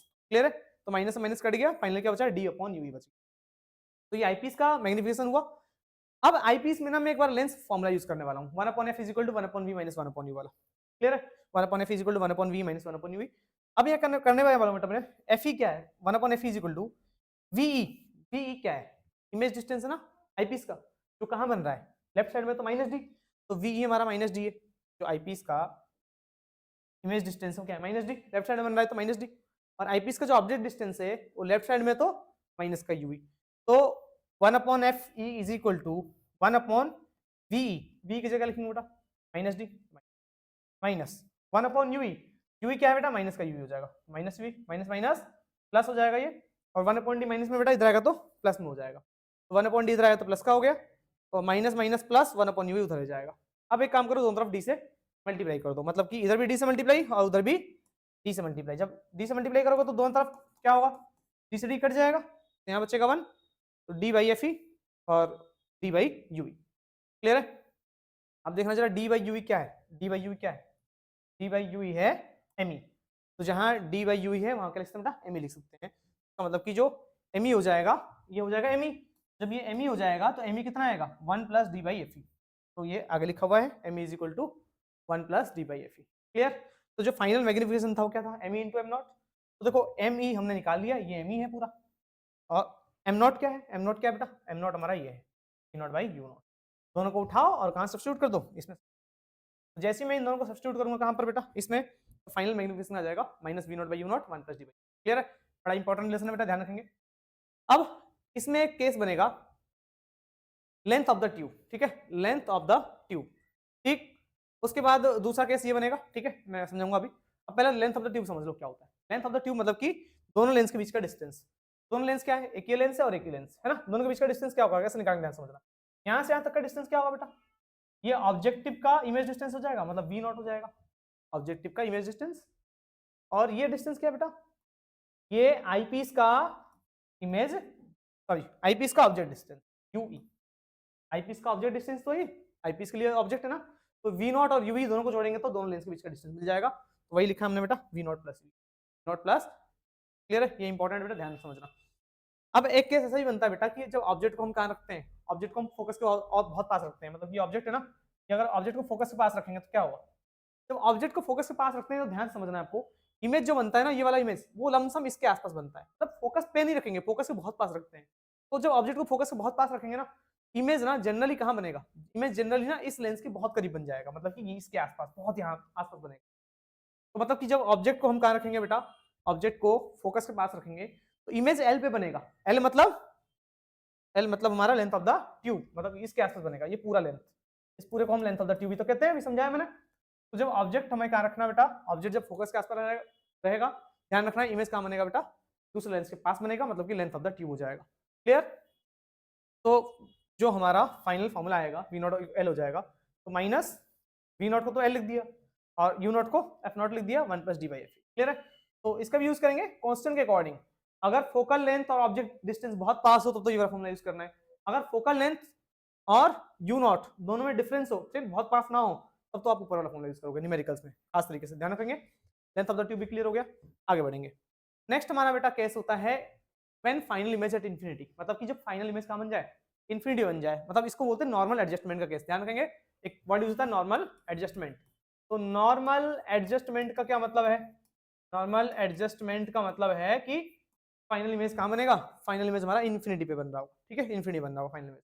तो रे डायग्राम भी कभी कभार एग्जाम में, बोर्ड्स में अक्सर अगर न्यूमेरिकल 3 नंबर का अच्छा क्वेश्चन पूछेगा ना, एक इजी क्वेश्चन 2 नंबर में ये डालेगा कि नॉर्मल एडजस्टमेंट के लिए कंपाउंड माइक्रोस्कोप का डायग्राम बनाओ, रे डायग्राम। तो ये रे डायग्राम है कंपाउंड माइक्रोस्कोप का, ठीक है। ये ऑब्जेक्ट है, वही सेम लाइटर निकला, ये कन्वर्ज हुआ, सेम दूसरे के लिए इमेज हो गया। अब लेकिन जो ये इमेज बनेगा वो कहाँ होगा, ध्यान समझना। पहले वाले का जो इमेज बन रहा है ना, वो दूसरे वाले के फोकस पे है। क्यों, क्योंकि जब इमेज ऑब्जेक्ट फोकस पे होता है ना, तभी इमेज इंफिनिटी बनता है। तो इस दूसरे वाले के लिए अगर इमेज इंफिनिटी बन रहा है, इसका मतलब क्या है, दूसरे वाले लेंस के लिए ऑब्जेक्ट फोकस पे रखना चाहिए। जो पहले वाले लेंस का इमेज बनेगा ना बेटा, वो सेकंड वाले लेंस के लिए, सेकंड वाले लेंस के फोकस पे बनेगा। ठीक, तो फिर इससे लाइटर जैसे निकलेंगी ऐसे बाहर निकल जाएंगी पैरेलल, और पिछला होगा तो कहीं मिलेंगी नहीं, तो मिलेंगी ही नहीं, फाइनल इमेज कहाँ बन जाएगा, ये बन जाएगा। ठीक है, ये डायग्राम याद रखना, important exam point of view से। नॉर्मल एडजस्टमेंट के केस में देखो ध्यान रखना बेटा, डेरिवेशन नहीं होता, तो फाइनल मैग्निफिकेशन फॉर्मूला याद रखो, minus V not by not D by F E. और सेम केस जब ऑब्जेक्ट को फोकस के बहुत पास रखेंगे, वी नॉट हमारा एल हो जाता है और यू नॉट हमारा एफ नॉट हो जाता है, तो इसमें ये चेंज आएगा। और यहाँ पे जो लेंथ ऑफ द ट्यूब हो जाएगा V not plus F E हो जाएगा। क्यों, क्योंकि भाई यहाँ से यहाँ तक का डिस्टेंस तो वी नॉट है, मतलब कि जो इमेज डिस्टेंस है इसका, लेकिन ये डिस्टेंस क्या है, इस ये जो है इसके लिए ऑब्जेक्ट है और कहाँ रखा गया है, फोकस पे रखा गया है, तो ये एफ ई हो जाएगा ना, तो वी नॉट प्लस एफ ये लिखा हुआ है ना, U is equal to F E. Clear. तो ये था बेटा हमारा क्या, कंपाउंड माइक्रोस्कोप का दोनों केस, नॉर्मल एडजस्टमेंट वाला भी और least distance of distant vision पे जो बन रहा है इमेज। ठीक है, होप क्लियर हो गया होगा। लास्ट हम बात करेंगे बेटा टेलीस्कोप, जो कि रिफ्रैक्टिंग टाइप टेलीस्कोप है। क्लियर, उसके बाद हमारे डेरिवेशन सारे खत्म हो जाएंगे। रिफ्रैक्टिंग टाइप टेलीस्कोप की बात करेंगे बेटा, सेम देखो दो लेंस है, ये ऑब्जेक्टिव लेंस है और ये आईपीस लेंस है। रिफ्रैक्टिंग टाइप टेलीस्कोप में ध्यान रखना है कि जो ऑब्जेक्टिव लेंस होता है उसका साइज बड़ा होता है और आईपीस लेंस का साइज हमेशा क्या होता है बेटा, छोटा होता है। तो लाइट रेज आ रही है बेटा, है ना, इन्फिनिटी से आ रही है, let's say parallel light rays आ रही है, ये पैरेलल लाइट रेज आई, लाइट यहाँ इंसिडेंट होगी, कन्वर्ज होगा, तो लाइट यहाँ इंसिडेंट हुआ और कन्वर्ज हुआ, वो कन्वर्ज होकर ऐसा आ रहा है। और दूसरा ऑप्टिकल सेंटर से पास हुआ है बेटा, जो ऑप्टिकल सेंटर से पास होगा वो सेम पाथ को फॉलो करेगा, तो दोनों मीट करके यहाँ पर फाइनल इमेज बन गया। ठीक है, तो इस लेंस के लिए फाइनल इमेज यहाँ बना। जब इमेज बन गया यहाँ पर तो क्या होगा, ध्यान समझना आप बेटा। अब सेकेंडरी लेंस के लिए तो ऑब्जेक्ट है ना बेटा, ऑब्वियस सेकेंडरी लेंस के लिए ऑब्जेक्ट है। अब ऑब्जेक्ट ये रहा, ठीक, तो इस लेंस का इमेज क्या बनेगा, देखो सेम इन दोनों रेस को आगे बढ़ाओ और ये क्या होगा बेटा, ये डाइवर्ज हो जाएगा और वर्चुअली एक्सटेंड करेंगे तो, क्योंकि वो तो मिलेगा नहीं ना कहीं उधर, तो इसको पीछे बढ़ाओ पीछे बढ़ाओ पीछे बढ़ाओ, जहां मीट करेगा वहां इमेज बन जाएगा, तो फाइनल इमेज यहाँ बन गया ए डैश। क्लियर है, सेम रे डायग्राम है। रे डायग्राम की प्रैक्टिस पहले से आपको करनी पड़ेगी बेटा, एग्जाम सोच रहे हो कि ठीक है ये देख के समझ में आ गया, एग्जाम बना दोगे तो पॉसिबिलिटी नहीं है। ठीक है, तो बहुत ज्यादा प्रैक्टिस करो स्केल पेंसिल से, तब जाके कर पाओगे, मैं पहले बता रहा हूँ, बाकी आपकी मर्जी। बकायदा 2 नंबर मिलते हैं आपको रे डायग्राम में। तो अब सुनो बेटा ध्यान से, ऑब्जेक्ट जब इन्फिनिटी पे रखा होता है, मैंने क्या बताया था, इमेज कहाँ बनता है, फोकस से बनता है। ये ऑब्जेक्ट इन्फिनिटी पे रखा गया ना, ऑब्जेक्ट जब इन्फिनिटी पे रखा गया, क्योंकि भाई टेलीस्कोप क्या होता है बेटा, टेलीस्कोप एक ऐसा एस्ट्रोनॉमिकल डिवाइस है जिसमें जिसे हम लोग यूज करते हैं बहुत दूर जब ऑब्जेक्ट रखा होता है उसका इमेज देखने के लिए, लाइक सन हो गया, जुपिटर हो गया। सोचो पहले तो ये बहुत दूर रखे गए और दूसरा इनका साइज बहुत बड़ा है, बहुत बड़े ऑब्जेक्ट का साइज हम क्या करते हैं, बहुत छोटा करके देखते हैं। ठीक है, तो जो माइक्रोस्कोप था, माइक्रोस्कोप क्या था बेटा, छोटे ऑब्जेक्ट का साइज बड़ा कर देगा, लेकिन टेलीस्कोप बड़े ऑब्जेक्ट का साइज क्या कर देगा, छोटा कर देगा। क्लियर है, और डिस्टिंक्ट ऑब्जेक्ट मतलब बहुत दूर जो ऑब्जेक्ट रखे होते हैं उनको देखने के लिए हम टेलीस्कोप का यूज करते हैं। तो एग्जाम में पूछे तो टेलीस्कोप क्या होता है तो बता दोगे, it is an optical device या instrument which is used to see distinct objects, है ना, जो कि बहुत दूर रखे होते हैं, उनका इमेज देखते हैं हम लोग। तो ऑब्जेक्ट इन्फिनिटी पे रखा गया बेटा, रे डायग्राम मैंने आपको समझा दिया। एक चीज याद रखो, जब ऑब्जेक्ट इन्फिनिटी पे रखा होता है, इमेज कहाँ बनता है, फोकस से बनता है। मतलब जो इमेज बन रहा होगा इस वाले लेंस का, वो इसके फोकस से बनेगा, तो ये बन रहा है इमेज, मतलब ये पॉइंट क्या हो जाएगा, ये पॉइंट हो जाएगा हमारा एफ नॉट, ऑब्जेक्टिव का फोकल लेंथ, ठीक है, क्योंकि ऑब्जेक्ट जब इन्फिनिटी पे रखा होता है, इमेज फोकस पे बनता है, तो ये एफ नॉट है। क्लियर है? और ये ऑब्जेक्ट डिस्टेंस इसका यूवी हो जाएगा, आईपीस लेंस के लिए तो ऑब्जेक्ट है ना ये, तो ये यूवी होगा distance. Length of the tube क्या हो जाएगा, बताया था मैंने आपको, लेंथ ऑफ द ट्यूब क्या होता है, दोनों लेंस के बीच का डिस्टेंस, तो ये एफ नॉट और ये UV, F not plus UV. Clear है? आगे बढ़ेंगे। अब लेट्स से कि जो ऑब्जेक्ट इन्फिनिटी पे रखा है वो क्या एंगल बना रहा है, इस लेंस के साथ अल्फा एंगल बना रहा है, ठीक है। और ये जो फाइनल इमेज बना, फाइनल इमेज जो एंगल बनाएगा किसके साथ, ऑप्टिकल सेंटर के साथ, उसको हमने क्या बोला बेटा, बीटा, ये रहा। क्लियर है? प्रॉब्लम तो नहीं है, बीटा ये रहा, अल्फा ये रहा। तो मैग्निफिकेशन का फॉर्मूला क्या हो जाएगा बेटा, सेम, मैग्निफिकेशन होता है बीटा अपॉन अल्फा, और एंगल क्योंकि बहुत छोटे हैं तो उसको हम 10 बीटा और 10 अल्फा लिख सकते हैं। क्लियर है? अब सुनना, इसको हम बात करेंगे 10 बीटा क्या हो जाएगा। अच्छा, और ये अल्फा है तो वर्टिकली अपोजिट सी एंगल भी तो अल्फा हो जाएगा, ठीक है। तो मैं अब ये ट्रायंगल यूज करूंगा अल्फा के लिए, कौन सा, ये वाला। अब बीटा के लिए कौन सा ट्रायंगल यूज करूंगा। क्लियर? अभी 10 बीटा की बात चल रही है, ऊपर 10 बीटा क्या होगा, 10 बीटा ये रहा, परपेंडिकुलर ये रहा ए बी, और बेस क्या है, O dash B, A B upon O dash B. Alpha, alpha ये वाला ट्रायंगल दिख रहा है, ये वाला ट्रायंगल, एंगल के सामने वाले side perpendicular, perpendicular A B, और base B dash B, B dash, sorry B dash बोल रहा हूँ, ये है ना, बेस तो ओ से है ना स्टार्ट, यहाँ से नहीं, यहाँ से ओ बी। क्लियर है? तो perpendicular upon base, A B से बी कट गया, ओ बी को रेसिप्रोकल ऊपर भेज दो, O B upon O dash B हो जाएगा। क्लियर है? अब सुनो, O B by O dash B हो गया। अब ओ बी क्या है देखना जरा, ओ बी क्या है बेटा, ओ बी है इस लेंस का ऑब्जेक्ट, सॉरी फोकल लेंथ, है ना, ये फोकल लेंथ ही तो है, एफ नॉट, ओ बी हमारा एफ नॉट हो गया। और ओ डैश बी क्या है देखो जरा, ओ डैश बी ये रहा, ये हो गया इस वाले लेंस का object distance UV, left side में तो माइनस का यूवी। क्लियर है? तो मैग्निफिकेशन क्या है, angular magnification F not by UV. अब मैं आईपीएस लेंस में क्या लगाऊंगा बेटा, आईपीएस लेंस में लगाऊंगा मैं क्या, lens formula 1/f is equal to 1/v minus 1/u। अब आपको पता है कि जो ऑब्जेक्ट है वो कहाँ रखा गया है, लेफ्ट साइड, तो यूवी माइनस का हो जाएगा, तो ऑब्जेक्ट डिस्टेंस हो जाएगा माइनस का यूवी। इमेज कहाँ बन रहा है, इमेज भी लेफ्ट साइड बन रहा है, least distance of distant vision पे बेटा, ये इमेज हमेशा least distance of distant vision में बनता है, लेफ्ट साइड में तो माइनस डी, तो इमेज डिस्टेंस होगा माइनस डी हो जाएगा आईपीएस के लिए।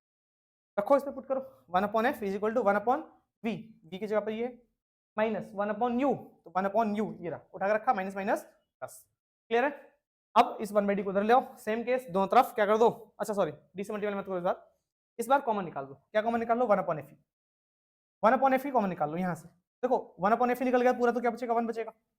अब यहाँ तो एफ है नहीं, ऊपर तो 1 है ना, नीचे एफ है क्या, एफ तो है नहीं, और एफ हमने कॉमन निकाला है, जो चीज बाहर नहीं होगा वो न्यूमरेटर में आ जाता है, पता होगा ना, इतना बेसिक्स नहीं पता है तो भाई पढ़ लो, और क्या मल्टीप्लाई करके देखो वही आ जाएगा। जब एफ ही 1/f कॉमन निकालते हो तो इसमें से 1/f निकल गया तो 1 बचा, प्लस यहाँ एफ है नहीं, डिनोमिनेटर में हमने कॉमन निकाला है, जब वहां पे है नहीं तो उसको न्यूमरेटर में डाल दो, जिसको नहीं पता उतना समझ लो, F E by D is equal to 1/u। Clear है? अब सुनो, ये बताओ जरा 1 प्लस ये एफ नॉट बाई यूवी क्या था, एम था, एफ नॉट बाई यूवी क्या था, माइनस का एम था, तो ध्यान समझना आप। तो जो एम है इसको मैं लिखता हूँ एफ नॉट, मैं ऐसे लिख रहा हूँ इसको, देखो कैसे, माइनस का 1/u इंटू एफ नॉट, मतलब एफ नॉट को थोड़ा बाहर कर दिया मैंने, है ना, 1/u और एफ नॉट को आगे लिख दिया।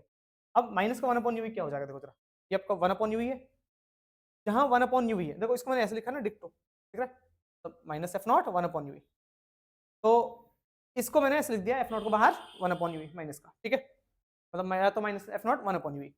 अब 1/u क्या है जरा बताओ, 1/u क्या आ चुका है, 1/u आ चुका है 1/fe, 1 plus F E by D, को उठाया यहाँ पुट कर दिया, 1/fe, 1 plus F E by D, 1 plus F E by D, और क्या है एफ ई नीचे है, और ऊपर क्या है बेटा, यहाँ पर ऊपर तो माइनस एफ नॉट है ना, तो देखो माइनस एफ नॉट, नीचे एफ ई है तो वो एफ ई आ गया नीचे, फिर 1 plus F E by D, 1 plus F E by D, तो ये हमारा हुआ फाइनल मैग्निफिकेशन किसका, ये हमारा फाइनल मैग्निफिकेशन हुआ किसका, इस टेलीस्कोप। क्लियर है? वो क्लियर होगा बेटा, ठीक है। लेक्चर के एंड तक अगर आप आ गए हो तो वेल एंड गुड, ठीक है ना भाई, बहुत मेहनत लगता है बताने में भी और समझने में भी, इवन उतना ही मेहनत लगता होगा हमें भी। तो आगे बढ़ेंगे नेक्स्ट। अब दूसरा केस होगा बेटा, ये समझ में आ गया ना, ग्रेट। इसके बाद हम बात करेंगे इमेज बनता है कहाँ पर, जब नॉर्मल एडजस्टमेंट वाला केस, मतलब फाइनल इमेज जहाँ इन्फिनिटी बन रहा हो, नॉर्मल एडजस्टमेंट से कहते हैं। तो फाइनल इमेज इन्फिनिटी बन रहा है, इसका भी इमेज रे डायग्राम एग्जाम में पूछ लिया जाता है। तो ये रहा ऑब्जेक्ट, मतलब ऑब्जेक्ट इन्फिनिटी पे, ये ऑब्जेक्टिव लेंस है, लाइट रे आया बेटा ऐसे कन्वर्ज होगा, यहाँ इमेज बन गया, ये लाइट रे आगे जाएगा, फिर यहाँ पे डाइवर्ज हो जाएगा, उधर मिलेगा नहीं तो वर्चुअल एक्सटेंड करने की कोशिश करोगे आप, क्योंकि ये दोनों लाइन पैरेलल बनेंगी तो वो भी इधर पैरेलल ही चलती हुई चली जाएंगी। यहाँ पे भले ही आपको पैरेलल ना दिख रहा हो लेकिन पैरेलल बनेगा, ठीक है, ध्यान रखना आप अच्छे से बनाओगे तो फाइनल इमेज का बनेगा बेटा इन्फिनिटी बनेगा। क्लियर? अच्छा, अगर फाइनल इमेज इन्फिनिटी बन रहा है तो उसको क्या मतलब समझो। ये देखो, ये ऑब्जेक्ट है ना, मतलब ये ऑब्जेक्ट इन्फिनिटी रखा है तो इमेज फोकस बनेगा, तो ये f0 हो जाएगा, ये फोकस पे ना f0। अब फाइनल इमेज भी क्योंकि इन्फिनिटी बन रहा है तो इस लेंस के लिए भी ऑब्जेक्ट का रखा गया, फोकस पे रखा हुआ, मतलब इसका भी लेंस फोकस यहीं पे होगा, मतलब दोनों का फोकस एक जगह पे कोइंसाइड कर रहा होगा। नॉर्मल एडजस्टमेंट में दोनों का फोकस एक जगह पे कोइंसाइड करता है, ठीक है। तो ये f0 हो गया, fe हो गया, जो लेंथ ऑफ द ट्यूब हो जाएगा इस केस में क्या हो जाएगा, इस केस में जो लेंथ ऑफ द ट्यूब हो जाएगा वो क्या हो जाएगा, f0 प्लस, क्लियर है, इसका लेंथ ऑफ द ट्यूब हो गया। अब मैग्निफिकेशन ध्यान रखेंगे बेटा, मैग्निफिकेशन के लिए जो इन्फिनिटी बनता है तो माइनस f0 अपॉन fe, मतलब ये चीज हटा दो यहाँ से, f0 अपॉन fe रखो, 1 प्लस fe/d हटा देना, क्लियर है। तो ये हमारा हुआ टेलीस्कोप, ठीक। नेक्स्ट हम बात करेंगे बेटा टेलीस्कोप, कैसेग्रेन टेलीस्कोप बेटा ये होता है कैसेग्रेन टेलीस्कोप, ठीक है ना, ये भी एग्जाम में ड्रॉ करने के लिए आता है। रिफ्लेक्टिंग टाइप टेलीस्कोप है, ठीक, इसके कुछ एडवांटेज होते हैं और कुछ डिसएडवांटेज होते हैं, इसको भी डिस्कस करेंगे। तो रिफ्लेक्टिंग टाइप टेलीस्कोप की बात करेंगे, इसमें आपको बस रे डायग्राम पढ़ना है और बाकी कोई डेरिवेशन वगैरह कुछ भी नहीं है। तो इसका कंपोजिशन समझ लो पहले बेटा, ये कॉनकेव मिरर है ये, और ये भी एक कॉनकेव मिरर है ना, रिफ्लेक्टिंग टाइप सरफेस है ये, और यहाँ पे एक छोटा सा लेंस लगाते हैं बेटा जो कि हमारा क्या होता है आईपीस लेंस, जो कि कॉन्वेक्स लेंस ही होता है यहाँ पे भी एक, ठीक है। अब देखो ऑब्जेक्ट इन्फिनिटी पे रखा गया है तो लाइट रेज कैसी आएंगी बेटा, पैरेलल आएंगी, तो लाइट रेज पैरेलल आ रही है, ये रहा लाइट रेज आई, ठीक है। लाइट रेज आने के बाद ये कॉनकेव मिरर है, तब पता है कि अगर कॉनकेव मिरर है तो कॉनकेव मिरर में जब लाइट पड़ता है तो क्या करता है, वो लाइट को कन्वर्ज करता है, तो ये लाइट रेज जब ऐसे जाएंगी तो कन्वर्ज कर देगा, मतलब टकरा के रिफ्लेक्ट होकर पीछे आएंगी, ऐसा कन्वर्ज जाएगा। जैसे ही ये कन्वर्ज होगा यहाँ पे एक और सेकेंडरी मिरर रखा गया बेटा, ठीक है, जो कि कॉन्वेक्स मिरर है, तो कॉन्वेक्स मिरर पे लाइट टकराएगा और टकरा के ऐसे रिफ्लेक्ट होकर आगे जाएगा और आगे जाके इस तरह से फाइनली हमें मिल जाएगा और आपका इमेज बन, क्लियर है। तो ये हमारा हुआ बेटा कैसेग्रेन टेलीस्कोप, जो कि रिफ्लेक्टिंग टाइप टेलीस्कोप है, मिरर होता है, मिरर से बना होता है ये, ठीक है, एक छोटा सा लेंस लगा होता है आईपीस लेंस, वो यहाँ पे होता है, फाइनल इमेज ये बना देगा यहाँ पर और आपको इमेज दिखेगा, क्लियर है। तो एग्जाम में आएगा, ठीक, ड्रॉ करने के लिए ड्रॉ कर लेना।